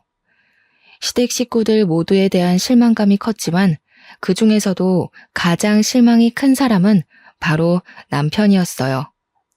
혼인신고만 하지 않고 다른 여자랑 산 주제에 이제까지 사귀어본 여자는 제가 처음이라며 뻔뻔하게 거짓말을 하던 남편의 얼굴을 볼 때마다 치가 떨렸거든요. 그때부터였어요. 시댁 식구들이 잘해주려고 하는 모든 노력이 가식적인 행동으로 보이기 시작한 것이 말이에요. 시어머니께서는 여전히 딸이 생겨 좋다며 백화점에 가 비싼 옷과 가방을 사주셨지만 하나도 마음에 들지 않았어요. 전처럼 환하게 웃으면서 시어머니와의 시간을 즐길 수도 없게 되었고요. 속을 모르는 시어머니께서는 안색이 안 좋아 보인다면서 보양식을 파는 집으로 손을 끌고 가셨죠. 시어머니께서는 손수 닭다리를 찢어 앞접시에 놔주셨습니다. 닭다리 살을 발라 입에 넣자 시어머니는 여태까지 상상조차 할 수 없었던 질문을 하셨죠. 예, 너는 지금까지 만난 남자가 몇 명이나 되니? 네? 만난 남자라니요? 모른 척 하기는 우리 애 제외하고 사귀었던 남자가 몇 명이었냐 이 말이지. 솔직히 말해도 괜찮아. 옛날이야 부모들 때문에 남자 만나서 연애할 새도 없이 결혼을 했다고 하지만 요즘이 어디 조선시대도 아니고 어디 결혼 전에 남자 몇 번 만난 게 흠이니? 나 그렇게 앞뒤 분간 없이 고지식하게 꽉 막힌 시어머니 아니다. 그동안 생활비 벌고 취업 준비하느라 남자 만날 새가 없었어요. 그러니? 역시 그럴 줄 알았다니까. 대답이 마음에 들었는지 시어머니께서는 활짝 웃으시면서 박수까지 쳤어요. 확실히 오히려 집안 형편이 못 살아야 남자 경험이 없다니까? 부잣집 여자들은 그저 흥청망청 돈 쓰면서 옆에 남자 끼고 놀기 바쁜데 우리 새아가는 그동안 허튼 짓 안 하고 착실하게 살았구나. 노력만 하면 이번 연도 안에 금방 임신이 되고도 남겠어. 아직 저희 부부조차 생각하지 않았던 2세 계획을 시어머니께서 생각하시다니 조금 껄끄럽긴 했지만 사실대로 말할 수는 없었네요. 벌써 손자, 손녀의 얼굴을 그리는 시어머니의 행복을 깨고 싶지는 않았으니까요. 그래서 그냥 앞접시에 놓인 닭다리 살만 열심히 발라먹었어요. 2달 정도의 시간이 흐른 후 시어머니는 상상보다 더 극성맞은 사람이라는 것을 알게 되었습니다. 해가 뜨기도 전에 나간 시어머니께서는 1시가 다 돼서야 집으로 들어오셨는데요. 현관문을 여실 때부터 이미 화가 잔뜩 나셨는지 씩씩거리면서 옷소매까지 걷어붙이셨어요. 얼른 찬물을 떠서 가져다 드리자 시어머니께서는 다짜고짜 저에게 손찌검하셨어요. 시어머니에게 맞은 뺨은 아프지도 않았어요. 오히려 당황스러운 것이 클 뿐이었는걸요. 가정부 아줌마도 있는 대낮에 그것도 갑자기 뺨을 맞으니 눈물조차 나오지 않더군요. 돌아간 고개를 간신히 돌리자 시어머니께서는 다시 한번 뺨을 때리셨죠. 10손가락도 모자라서 10발가락까지 합칠 정도로 남자들이랑 놀아난 주제에 감히 시애미한테 거짓말을 해? 집이 못 살아도 그 몸뚱이 하나 깨끗할 거라고 믿고 데리고 왔더니 남들이 쓰고 버린 행주를 며느리라고 들였어. 귀한 우리 아들한테 어쩜 이런 쓰지도 못할 행주 쪼가리가 달라붙었는지. 갑자기 왜 이러는 거예요? 이유라도 알고 맞아야 억울하지라도 않죠. 시어머니께서는 억울하지도 말라며 바닥으로 종이 한 장을 툭 던지셨어요. 종이에는 저의 생년월일이 적혀 있었죠. 지난밤 저에게 태어난 시간을 물어본 것이 의아했었는데 시어머니께서는 몰래 무당집에 가서 점을 보고 오신 거였습니다. 당사자인 저도 모르게 말이에요. 사주가 어떻게 나왔던 사람이 제일 중요한 법이잖아요. 그런데 시어머니께서는 오직 무당의 말만 맹신하는 것 같았어요. 억울함을 하소연했지만 그럴 때마다 시어머니께서는 듣기도 싫다며 귀를 막아버리셨죠. 이럴 줄 알았으면 결혼시키기 전에 미리 점집에라도 다녀오는 거였는데 내가 너무 급했어. 이 화상을 앞으로 어떻게 데리고 살아? 아이고, 우리 아들 인생을 어쩌면 좋으나. 그렇게 당하고도 내가 정신을 못 차리고 너무 서둘러 버렸어. 그래, 아무리 구멍난 행주라도 이미 우리 집에 왔으니 어찌됐던 기회는 주마. 올해 안에 아들을 낳아. 그러면 없던 일로 하고 예전처럼 착한 시어머니 노릇하면서 살아주마. 대신 애를 못 낳으면 당장 짐 싸서 친정 목욕탕 청소할 준비나 하고. 한 번만 제 말을 믿어달라고 했지만 시어머니는 이미 제가 여러 남자를 만나 방탕하게 놀았다고 생각하는 모양이었어요. 그래서 변명을 하려고 했지만 소용이 없었죠. 해명을 하려고 해도 시어머니께서는 저를 멀리 하셨거든요.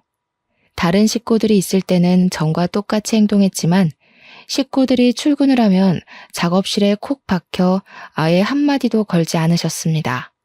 다시 시어머니와 잘 지내보려 과일을 깎아서 가고 손수 물감 정리도 해보았지만 그런 노력들은 다 헛수고였네요. 쓸데없는 짓 할 시간에 어떻게 하면 애를 뵐지나 생각해라. 아유, 괜히 똥 묻은 개를 주워와서 내가 무슨 고생인지 모르겠다. 자기 똥도 못 닦는 개를 어디다가 쓴다고. 시어머니는 아기를 낳을 때까지 말도 걸지 말라며 경고를 하셨어요. 점점 심해지는 시어머니의 행동에 결국 남편에게 모든 것을 털어놓게 되었습니다. 남편은 분명 든든하게 제 편을 들어줄 거라고 믿어 의심치 않았죠. 그런데 이야기를 듣자마자 남편은 인상부터 찡그리더라고요.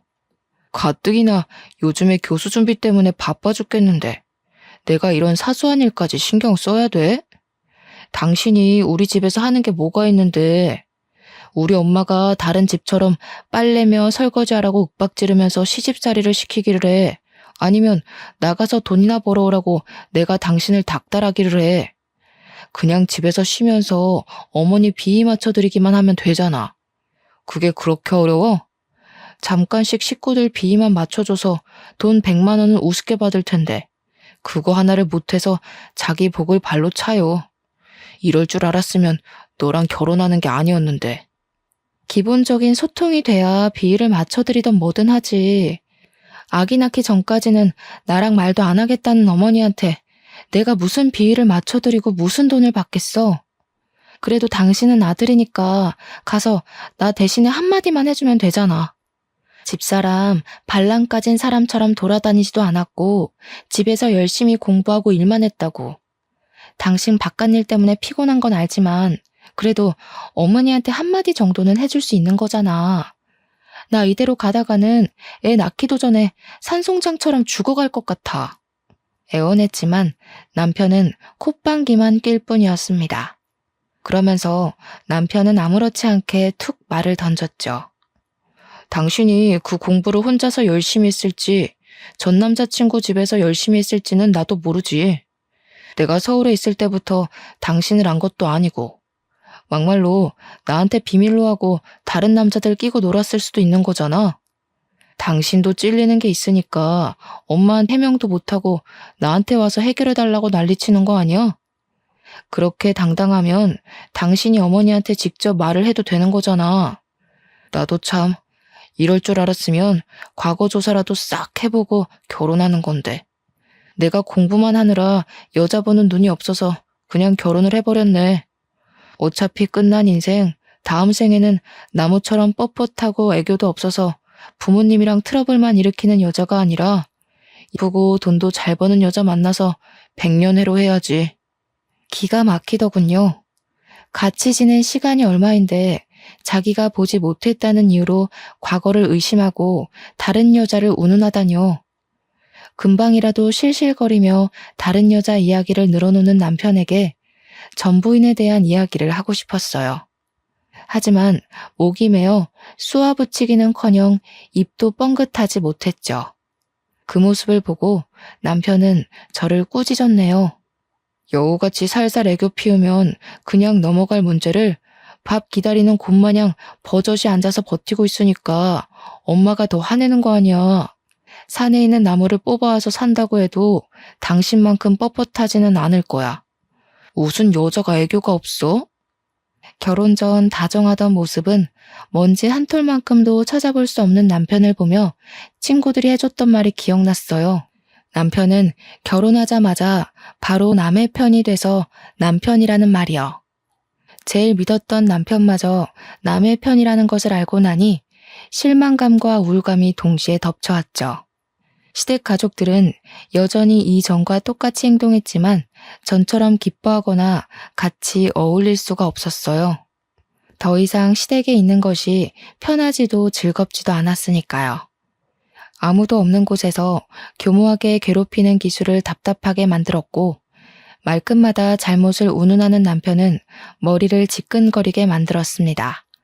더 괴로운 것은 시어머니의 아이 타령이었어요.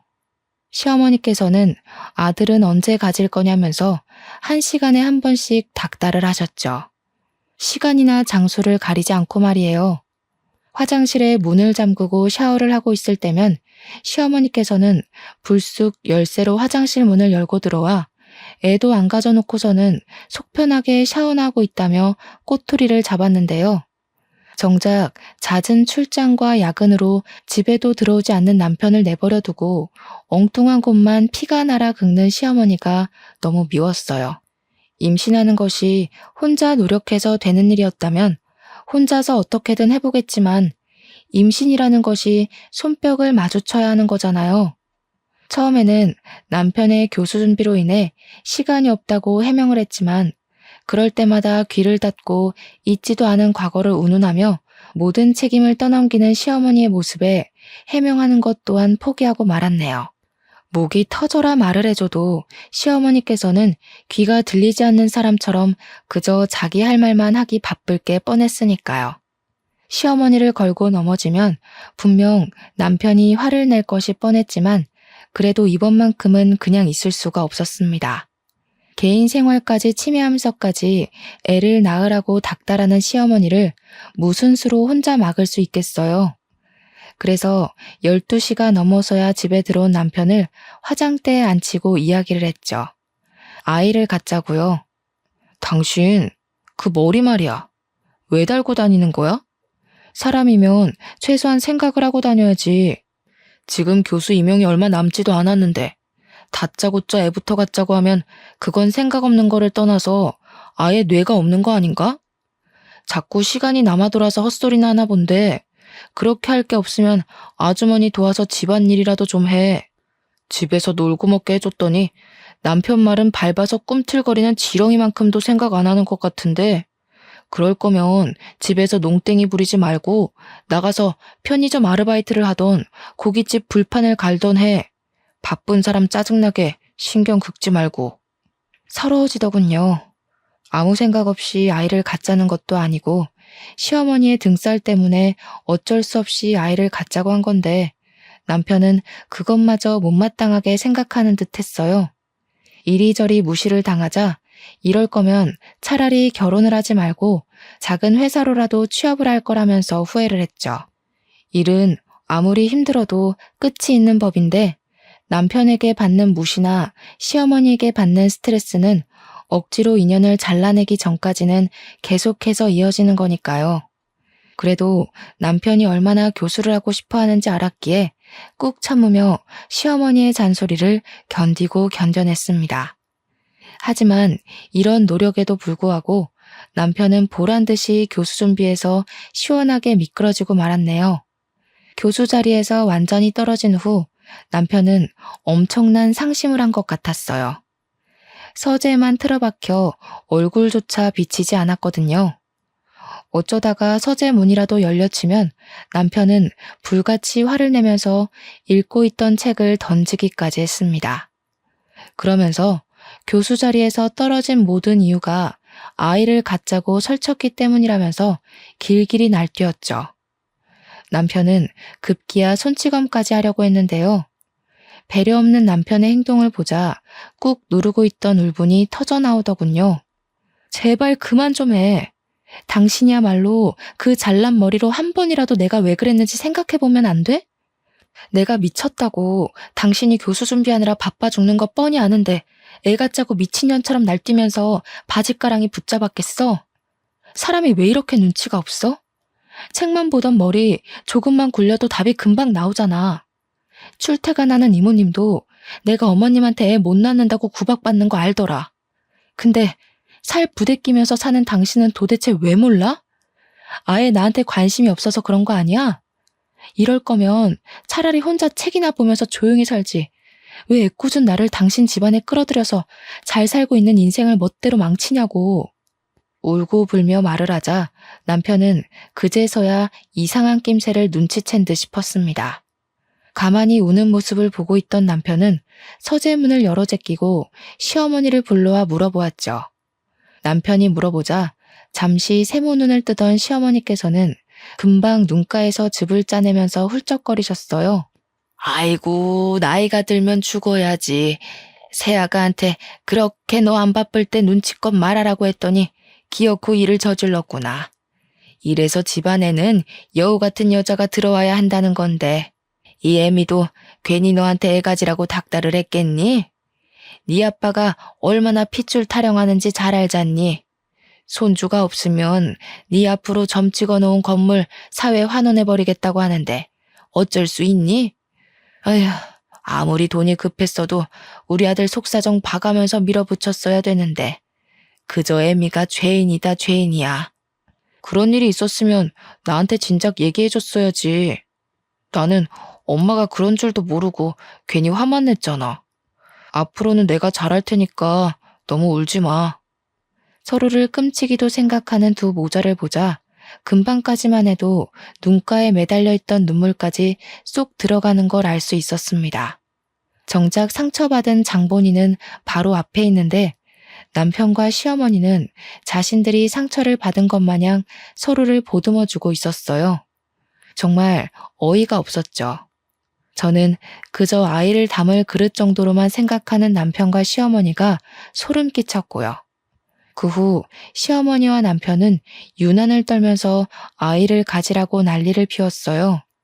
시어머니께서는 아들을 낳는 비법이라며 매일 아침마다 굵은 소금으로 머리를 감으라고 닥달했고 남편은 함부로 음식을 먹으면 안 된다면서 가정부 아줌마를 들들 볶았죠. 그 결과 저는 매번 비린맛이 그대로 날 정도의 싱거운 나물 요리만 먹어야 했고요. 매번 굵은 소금으로 머리를 감아 상처가 난 두피 여기저기에서는 피가 나고 제대로 먹지 못한 몸은 점점 말라가기만 했는데요. 그보다 더 힘든 것은 일상이 된 간섭에 정신이 점점 더 피폐해지는 것이었죠. 그래서 더욱더 아이를 원하지 않게 되었어요. 아이를 가진다면 간신히 기르고 있던 손톱만큼의 제 자신이 깎여 나갈 것 같았거든요. 하지만 신은 참 너무한 것 같았습니다. 기어코 간신히 붙잡고 있던 것마저 깎아내며 뱃속의 아이를 점지해 주셨거든요. 임신을 한 후 가장 기뻐한 것은 시아버지였어요. 시아버지께서는 아직 코딱지만큼도 안 되는 아이의 초음파 사진을 보면서 무슨 일이 있어도 꼭 변호사나 의사처럼 큰일을 하는 사람으로 키울 거라면서 호언장담을 하셨죠. 그러면서 대뜸 성별부터 물어보시더군요. 아직 알 수 없다고 말을 하자 시아버지께서는 하늘이 두 쪽 나도 아들일 거라면서 호언장담을 하셨습니다. 그래서 딸일 수도 있다고 말씀을 드렸어요. 그러자 시아버지께서는 절대 딸일 리가 없다며 불같이 화를 내셨고요. 아들, 딸을 차별하는 시아버지의 모습에 큰 충격을 받았죠. 그나마 시댁에서 정상이라고 생각했던 시아버지마저 정상이 아닌 거잖아요. 임신 소식을 알린 후부터 시댁 식구들은 오직 제 배만 쳐다보았습니다. 시댁 식구들은 조금이라도 움직일라 치면 아이에게 가만히 앉아 있으라면서 호들갑을 떨었어요. 그러면서 태아에게 좋은 5만 가지의 음식은 모두 먹기를 강요하셨죠. 그 중에서도 제일 먹기 힘들었던 것은 장어즙이었어요. 입덧으로 물냄새만 맡아도 구역질이 올라오는 상태에서 역하고 비리기까지 한 장어즙을 먹으라고 하는 것은 고문과도 같았죠. 다른 것은 그나마 코를 막고 먹을 수라도 있었지만 장어즙은 코를 막아도 역한 냄새가 입안에 감돌았기에 절대 먹을 수가 없었죠. 그래서 어느 순간부터 시댁 식구들의 눈을 피해 화장실이며 싱크대에 장어즙을 버리는 것은 일상이 되어버렸습니다. 하지만 그마저도 오래가지는 못했네요. 싱크대에 장어즙을 버린 것을 시어머니에게 들켜버렸거든요. 절대로 못 먹겠다고 선포를 하자 시어머니는 다 아이를 위한 것이니 참고 먹으라면서 억지로 입안에 장어즙을 들이부었는데요. 이상하게 장어즙을 먹은 후부터는 온몸에 두드러기가 올라왔고 기도는 숨을 쉬지도 못할 정도로 부풀어 오르더군요.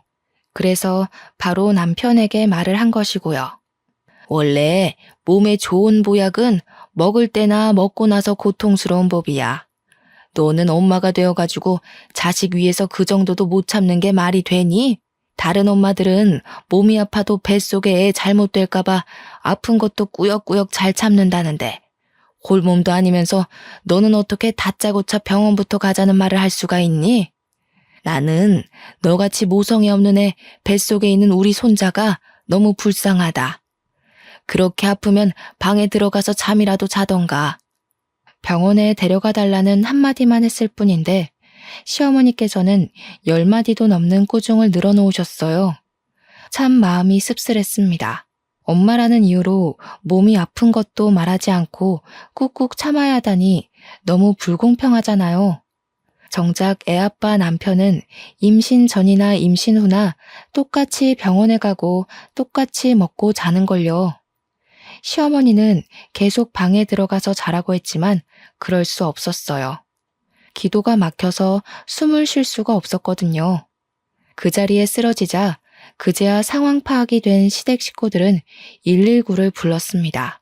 저는 숨이 꼴딱꼴딱 넘어가기 직전 병원으로 갈 수 있었고요. 의사는 알레르기 반응이 심하게 와 조금만 늦었어도 목숨이 위험할 뻔했다고 말을 했어요. 그러자 시아버지와 시어머니는 당연하게도 뱃속 아기의 상태를 먼저 물으셨죠. 물론 뱃속의 아이는 아무런 지장이 없었지만 그래도 너무 서러웠네요. 아무리 며느리가 남의 집 식구라고 해도 목숨이 간당간당한 상황에서도 뱃속 손주 걱정만 하다뇨. 시어머니는 응급실 소동이 있은 후에도 계속해서 장어즙을 권했습니다. 뱃속 아기를 위해서는 조금만 더 참으라면서요. 그래서 처음으로 시어머니에게 언성을 높이며 못 먹겠다고 말을 했죠. 어디 버르장머리 없이 시애미한테 대들어. 임신했다고 떠받들어주니 네가 아주 시부모 머리 꼭대기에 올라가려고 하는구나. 그런데 갑자기 가만히 있던 시아버지가 버럭 화를 내시더군요. 당황스러웠습니다. 정작 잘못은 시어머니가 먼저 했는데 며느리라는 이유로 이렇게 시댁 식구들의 화풀이 도구가 되다니요. 처음에는 당황스러웠지만 남편의 말을 듣고 나니 시아버지께서 왜 그렇게 시어머니에게 쩔쩔매시는지 알겠더라고요. 시아버지께서도 처음에는 부자가 아닌 평범한 집안의 아들이었다고 했습니다. 오히려 부모님이 일찍 돌아가셔서 부자는커녕 어려운 형편 속에서 공부를 하고 학교를 다녔죠. 그러던 중 시아버지의 부동산 투자로 성공을 하고 그때부터 집안에 돈이 들어왔다고 해요. 시아버지께서도 형 옆에서 도움을 많이 받았고요. 그러다 시아버지의 형은 말년에 뇌졸중으로 쓰러지시고 아예 거동을 못하셨는데요. 아내 되는 분은 병간호를 하기 싫다면서 아픈 남편을 버리고 야반 도주를 했죠. 그때 시어머니께서는 도망간 아내분을 대신해 지극정성으로 시아버지의 형을 간호한 것이었습니다. 그 모습에 감동한 시아버지께서도 돌아가시기 직전 모든 재산을 증여해 주신 거고요. 자식이 없었기에 가능한 일이었습니다. 시아버지께서는 이 집에서 붙어 살고 싶으면 시어머니가 하는 모든 말에 복종하면서 살라고 했어요. 그 말을 듣는데 참 원통하더군요. 그때 깨달았죠. 아무리 노력해도 저는 아이를 낳아주는 객식구일 뿐 진짜 가족은 되지 못하겠구나 하고요. 그래서 착한 며느리를 그만두기로 결심했습니다. 어차피 아무리 잘해보려 노력해도 돌아오는 것은 아무것도 없으니까요. 휴식이 필요하다는 이유로 친정에 가겠다고 선포를 했는데요. 처음에는 개거품을 물면서 반대하던 시아버지와 시어머니도 뱃속의 아이가 딸이라는 말을 하자 언제 난리를 피웠냐는 듯 흔쾌히 다녀오라고 말을 하더군요.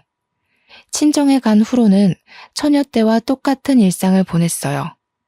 아침 일찍 일어나 부모님의 일손을 도운 후 목욕탕 카운터에서 계산을 하고 수건과 번호키를 나눠주었죠.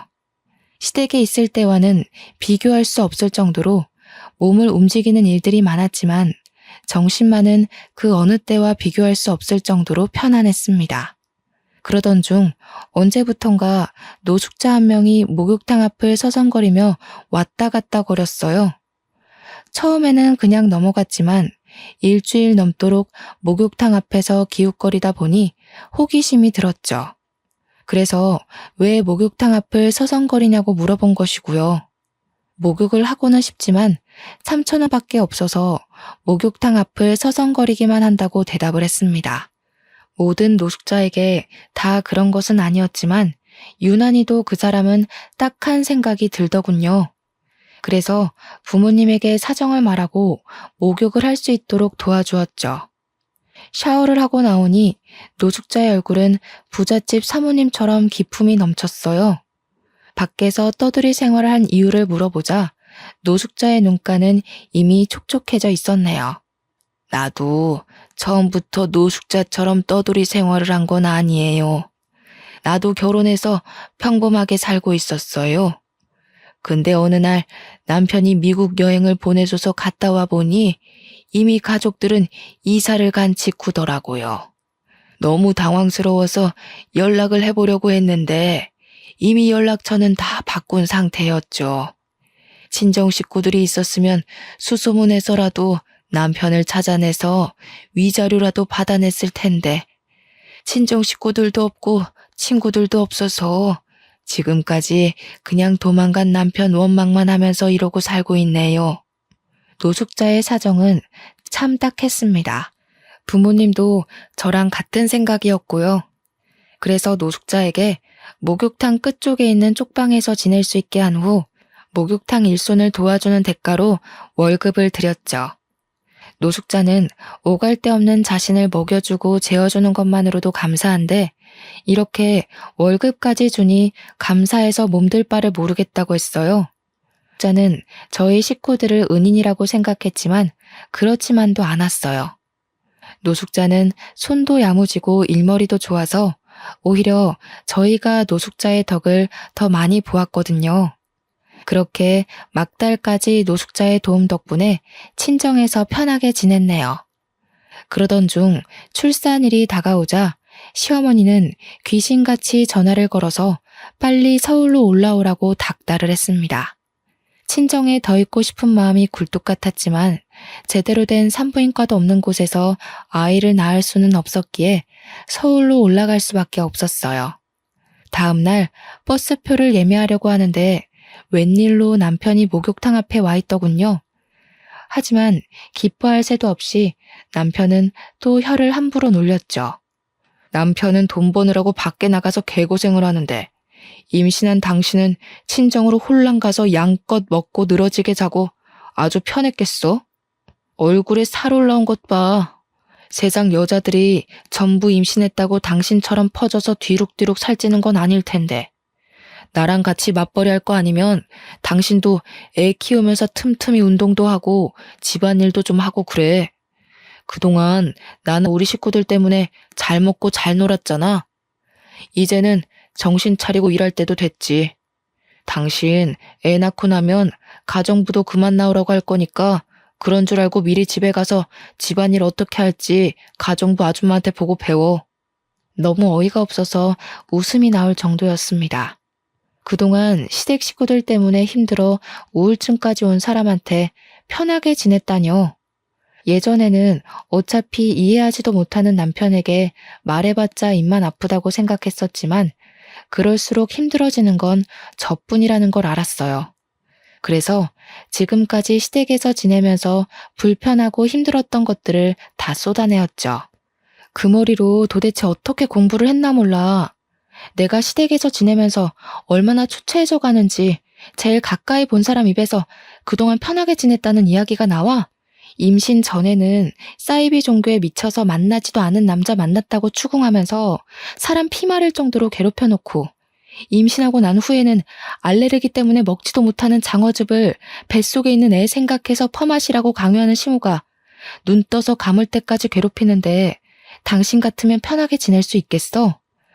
매번 낙방하는 교수 자리에 목매지 말고 집안 돌아가는 꼴이나 살펴. 최소한 남편이면 아무리 자기 부모가 중요해도 귓구멍이라도 열고 아내 말 정도는 들어줬어야지.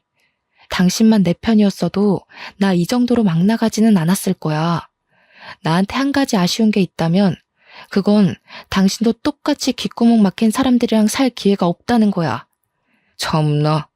목욕탕에서 물이나 퍼나를 뻔한 인생 부잣집 사모님으로 만들어줬더니 별소리를 다 하네. 그래, 우리 엄마 때문에 당신이 스트레스 받아 하고 고생한다고 치자. 근데 아무것도 없는 당신이랑 결혼해줬으면 이 정도는 당연히 받아들여야 되는 거 아니야? 막말로 장인어른이랑 장모님이 잘 살아서 우리 집이랑 급이 맞는 것도 아니고 그렇다고 당신 능력이 뛰어난 것도 아니잖아. 남편 덕에 서울에 50평도 넘는 아파트에서 생활비 받아가면서 사는 거면 이 정도는 당연히 참아야지.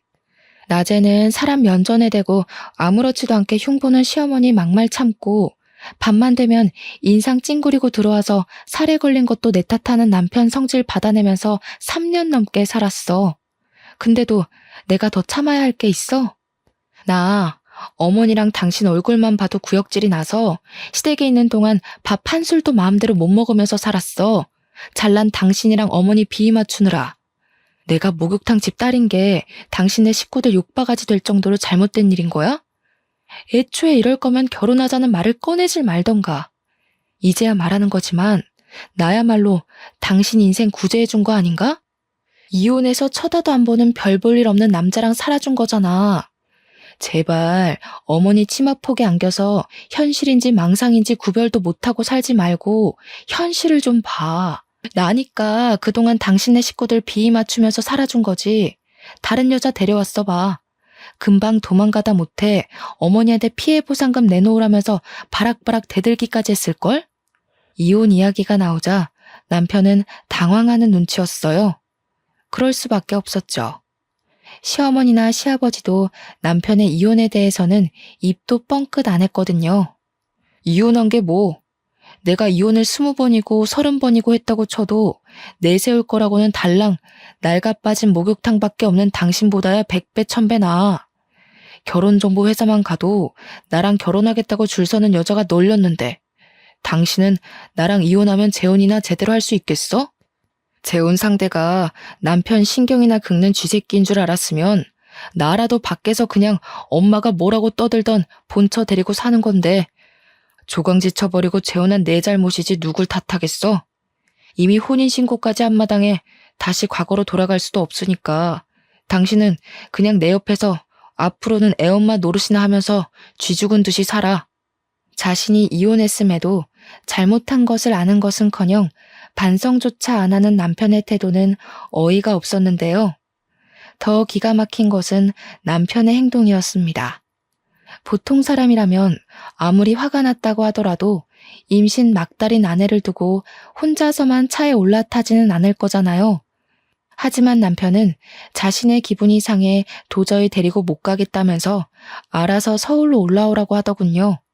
그러면서 정말로 차를 타고 혼자서 쌩하니 가버렸고요. 짐을 가지고 내려오던 어머니와 아버지께서는 흔적도 없이 사라진 남편에 대해 물으셨어요. 임신 전이었다면 전처럼 밝은 척 변명을 둘러댔겠지만 이제는 그럴 자신이 없었네요. 그래서 시댁에서 어떤 취급을 받았는지와 남편이 어떻게 대했는지도 하나도 빠짐없이 다 이야기를 했죠. 이야기를 전해 들은 부모님은 경악을 하셨습니다. 아무리 자신들이 잘 사는 집이라지만 귀한 남의 집딸을 종부리듯이 휘어잡는 게 말이 되냐면서요. 정말 서러웠어요. 어머니와 아버지께서는 한마음 한뜻으로 아이 때문에 참고 살지 말고 힘들면 언제든지 이혼해도 좋다고 말씀을 해주셨죠. 옆을 든든하게 지켜주시는 부모님을 보자 느껴졌어요. 이 세상에 내 편이 있다는 것이 얼마나 대단하고 마음 따뜻해지는 일인지 말이에요. 남편과 시댁 식구들이 저에게 한 짓은 용서받지 못할 정도로 나빴지만 아이는 낳아야 했기에 부모님과 같이 서울로 향했죠. 제대로 된 병원은커녕 산부인과도 없는 본가에서는 아이를 낳을 환경이 안 됐거든요.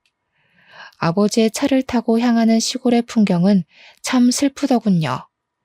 빠르게 지나가는 나무들을 보면 울컥 눈물이 차오르기도 했고요. 그렇지만 울 수는 없었어요. 여기서 더 슬퍼했다가는 부모님뿐만 아니라 뱃속에 있는 아이에게도 참 미안한 일이니까요. 그래서 눈물을 꾹 참고 창가를 봤죠. 그런데 그때 집채만한 화물차가 바로 저희 앞으로 돌진을 했습니다. 아버지는 핸들을 꺾으며 화물차를 피해보려고 했지만 이미 화물차는 저희 앞으로 와 그대로 차를 들이박았어요. 손 쓸 틈도 없이 일어난 사고에 차에 타고 있던 모두가 속수무책으로 사고를 당할 수밖에 없었죠. 눈을 뜬 곳은 병원이었어요. 양옆으로는 시댁 식구들이 버티고 서 있더군요. 깜짝 놀라며 부모님의 안부를 묻자 시아버지께서는 부모님 모두 큰 부상 없이 입원을 했다고 말씀을 해주셨죠. 정말 다행이라고 생각하는데 이상하게도 아랫배가 너무 아프더라고요. 그래서 아이는 무사한 것이냐고 물어봤죠. 그러자 옆에 있던 남편은 우물쭈물하더니 아이는 유산됐다고 답을 했네요. 그깟 계집애 차라리 없는 게 나을지도 모른다. 아직 젊으니 병원에서 치료 잘 받고 몸조리하면 금방 또 가질 수 있을 게다. 이번에는 딸이었으니 다음에는 아들이겠지. 10달 동안 품고 있던 아이가 한순간에 없어졌다고 하니 참 마음이 복잡했어요. 남편과 시부모님에게 구박을 받을 때에는 서러웠고 부모님이 함께 교통사고를 당했을 때는 슬펐지만 아이를 잃은 감정은 말로 표현할 수가 없었네요.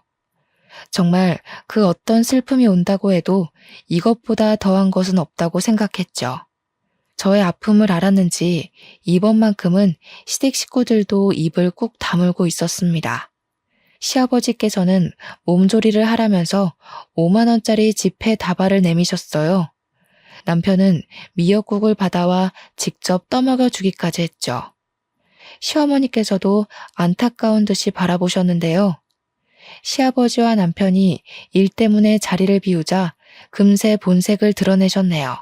병실문이 닫히자 시어머니는 미역국을 그대로 들어 머리에 엎어버리셨습니다. 그리고는 마음을 도려내는 말도 서슴지 않고 내뱉으셨죠. 그 애가 얼마짜리인데 칠칠치 못하게 간수 하나 제대로 못해서 흘리고 다니는 거야. 딸이어도 처대라고 우겨서 강남의 아파트 한 채는 받아낼 수 있었을 텐데. 누가 목욕탕집 딸 아니랄까봐. 아주 아이까지 말끔하게 씻겨나가게 했구나. 이제 보니 우리 아들이 교수 자리에서 미끄러진 것도 다 니년 탓이었어. 너 솔직히 말해보거라. 핑계로 친정 내려간 것도 네 부모랑 같이 우리 아들 앞길에 비누칠해서 미끄러지게 하려고 그런 거지? 요즘에 우리 집에 왜 이렇게 안 좋은 일이 많이 생기나 했더니 다 니년 탓이었었어. 지금은 내가 두 눈 시퍼렇게 뜨고 있어서 망정이지. 나중에 내가 없으면 얼씨구나 좋다구나 하고 우리 집 재산이며 우리 집 명성이며 씻겨 내려갈 텐데. 너 같은 화상을 계속 우리 집 식구로 들 수는 없지. 긴 말 필요 없다. 이혼 절차 그런 거 다 필요 없이 그냥 짐만 싸서 나가. 어머니, 아들이 능력 없이 떨어진 걸 왜 제 탓을 하세요? 저 어머니가 목욕탕집 딸내미라는 거 걸고 넘어질 때마다 너무 어이가 없었어요. 저희 부모님이 도둑질하는 걸 가르치셔서 시댁 물건에 손을 댄 것도 아니고 시집 와서 한 거라고는 손바닥 뒤집듯 앞뒤 다른 어머니 비위 맞추면서 시집사 참은 게 다인데 그게 그렇게 못마땅하셨어요? 자꾸 이상한 이유로 걸고 넘어지시지 말고 그냥 없는 집 딸 주제에 귀한 외동아들 가로채간 게 마음에 안 든다고 솔직하게 말씀하세요. 근데 어머니도 참 웃기세요. 임신하라고 난리칠 때는 언제고 이제 와서 이혼이라뇨? 강요 안 하셔도 잘난 어머니 아들이랑 이혼은 할 건데요. 그래도 제가 그동안 어머니한테 당했던 수모 때문에 빈손으로는 못 나가겠네요. 차내고 싶으시면 양손에 달걀이라도 쥐어주세요. 그동안 언감생신 꿈에도 못 꿀 집에서 먹여주고 입혀준 것만으로도 감사해야지. 이래서 쥐새끼한테 부스럭이라도 쥐어주지 말라고 하는 건데 내가 착해도 너무 착했지. 싹수가 노란 걸 진작 확인하고 쥐덫을 놨어야 하는 건데. 너 같은 거한테는 지금 들고 있는 돈 봉투도 가분한 건데. 왜 이러세요? 당장 내놔. 애도 흘린 주제에 뭘 잘했다고 돈까지 탐내? 너같이 돼버러진 것한테 나는 10원 한 장 못 준다. 시어머니는 급기야 시아버지가 주신 돈 봉투까지 빼앗으려 했습니다. 힘을 주며 뺏기지 않으려고 했지만 그럴수록 돈 봉투를 잡고 있는 시어머니의 손에는 힘이 잔뜩 들어갔어요.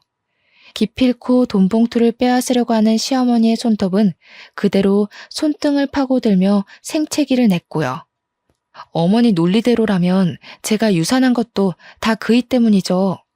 그이가 몇 마디 다퉜다고 성질 안 부리고 혼자 출발하는 일만 없었어도 제가 유산할 일도 저희 부모님이 다칠 일도 없었다고요. 이게 어디서 우리 아들을 걸고 넘어져? 남편의 이름이 나오자 시어머니는 손을 들어 올렸어요. 뺨을 내려치려는 게 분명했죠. 그 손 못 놔? 그때 노숙자가 호통치는 소리가 병실 안을 울렸습니다. 깜짝 놀란 시어머니는 노숙자를 보자 깜짝 놀라며 치켜 올린 손을 내렸죠. 노숙자가 가까워질수록 시어머니는 사색이 되어 바들바들 떨고 있었어요. 영문을 모르는 저는 가만히 있었고요. 그동안 한 번만 얼굴 보게 해달라고 그렇게 빌고 빌었는데 결국 내 소원이 통했나 보네. 이렇게 다시 만나게 된 걸 보면 말이야. 그래, 그동안 나 대신에 살았던 인생은 재미있었고, 형님이 여긴 어떻게... 남에게 고개 숙이는 것을 제일 싫어하던 시어머니는 바닥에 붙어 있다시피 엎드려 노숙자에게 고개를 조아렸어요. 그런 시어머니를 내려보던 노숙자는 검은 봉지에 있던 죽을 꺼냈고요. 포장을 뜯은 노숙자는 김이 나는 죽을 그대로 시어머니의 머리 위에 부어버렸죠. 나는 누구랑 달리 인정이 넘쳐서 말이야. 마지막 가는 길인데 귀한 보양식 정도는 머리에 엎어줄 수도 있지. 앞으로는 길바닥에서 나 앉을지도 모르는데 충분히 영양 보충해야지. 형님 정말 왜 이러세요? 시어머니가 머리에 묻은 죽을 털어내자 노숙자는 곧장 시어머니의 뺨을 쳤는데요. 거기서 끝나지 않고 병실이 떠나가라 소리를 지르더군요. 이 몹쓸년! 노숙자가 시어머니를 거세게 몰아세우자 시모는 눈물을 뚝뚝 흘리며 무릎을 꿇었는데요. 시어머니가 노숙자를 부르는 모습이 참 가관이더군요. 형님이 머리 깎고 절에 들어가라면 들어가고 눈에 띄지 말라고 하면 집에 박혀서 쥐 죽은 듯이 살게요. 그러니까 이제 그만 화 푸시고 용서하세요. 지나간 과거 탓해봐야 뭐하겠어요. 다 용서하고 잘 사는 게 중요한 거잖아요. 노숙자는 자신의 인생을 내놓으라면서 시어머니의 멱살을 잡았어요. 그리고 그동안 시어머니가 꼭꼭 숨겨뒀던 진실이 밝혀졌네요. 노숙자는 시아버지가 그렇게 욕하던 형수였던 것이었죠. 시아버지는 형의 병수발을 들기 싫어하던 형수가 도망갔다고 알고 있었는데요. 사실은 그게 아니더군요. 형이 죽으면 모든 재산이 노숙자에 갈 것을 염려한 시어머니가 미국으로 여행을 보내준다며 거짓말을 한 후 노숙자를 내쫓고 자기가 그 자리를 차지했던 것이었어요. 노숙자는 당장 모든 사실을 시아버지에게 알릴 거라면서 시어머니의 핸드폰을 빼앗으려고 했어요. 시어머니는 차라리 자기를 죽이라면서 절대로 핸드폰을 빼앗기지 않으려고 했고요. 상황이 여의치 않아지자 노숙자는 당장 시아버지에게 전화하라고 말했습니다. 시어머니는 앞으로는 며느리 대접을 잘해줄 테니 절대 전화하지 말라며 어떻게 해서든 시아버지와 노숙자가 만나는 것을 방해하려고 했죠. 하지만 제가 시어머니의 말을 들을 이유는 없었어요. 그래서 바로 시아버지에게 전화를 걸었죠. 한 사람의 인생을 송두리째 빼앗은 시어머니를, 더더군다나 그동안 못된 짓만 일삼아온 시어머니를 감싸줄 이유는 없는 거니까요. 형수가 나타났다는 말에 시아버지는 모든 일을 뒤로하고 다시 병원으로 달려오셨습니다. 그리고 지금까지 모든 일을 전해 듣고서는 오열을 하셨네요. 형님이 죽을 때까지 형수님을 얼마나 보고 싶어하고 원망했는지 제일 잘 알던 사람이 어떻게 이런 끔찍한 짓을 저질러? 아무리 사람이 돈에 눈이 멀어도 그렇지 천륜도 저버린 당신이 사람이야? 당신이 이렇게 끔찍한 짓을 벌인 줄도 모르고 반평생 동안 형수 욕만 했으니 내가 너무 창피해서 지금 형수 얼굴을 볼 수가 없어. 그 후 시아버지는 그동안의 일을 속죄한다면서 노숙자에게 자신의 재산 중 절반을 뚝 잘라 넘겨주었어요. 남은 재산은 자신이 죽은 뒤 사회에 모두 환원한다고 하셨고요. 시아버지의 결정에 시어머니와 남편은 쌍수를 들며 반대를 했지만 시아버지의 뜻을 굽히지는 않으셨답니다. 시아버지께서는 가족의 인생을 빼앗은 죄인은 돈을 가질 자격이 없다면서 못을 박으셨거든요. 결국 본전도 못 찾은 시어머니는 자리에 드러누웠고 시아버지의 재산만을 누리며 그동안 교수 준비도 게을리하던 남편은 한 입시학원의 국어 강사로 취업을 했네요. 일을 다니게 되자 남편은 먼저 사과를 해오더군요. 그동안 자신이 시어머니의 치마폭에 쌓여 아픔을 헤아리지 못했다면서요. 이번 일을 계기로 남편은 정말 자신이 무엇을 잘못했고 어떤 것을 바로잡아야 하는지 알게 된 것 같았지만 지금은 잠시 본가에 내려와 목욕탕 일을 도와드리고 있어요. 아직은 남편을 용서할 마음이 없거든요. 노숙자는 유산을 상속받은 후에도 계속 저희 부모님과 가깝게 지내면서 목욕탕 일을 도와주고 있는데요. 저희 가족들에게 보답을 하고 싶다면서 지방의 아파트를 한 채씩 사주었네요. 이런 걸 보면 신은 참 불공평한 것 같으면서도 공평한 것 같습니다. 권선징악에 대한 것이라면 더더욱요. 여러분께서는 저처럼 악한 사람을 만나지 않고 언제나 선한 사람만 만나며 평탄한 인생을 살길 바랄게요. 혹시라도 이미 악한 사람을 만나 마음고생을 하고 있다면 너무 걱정하지는 마시고요. 죄를 살아서 받을지 죽어서 받을지는 모르지만 다른 사람을 괴롭힌 악한 이들은 언제나 심판을 받게 되어 있거든요. 긴 사연 들어주신 여러분, 감사합니다.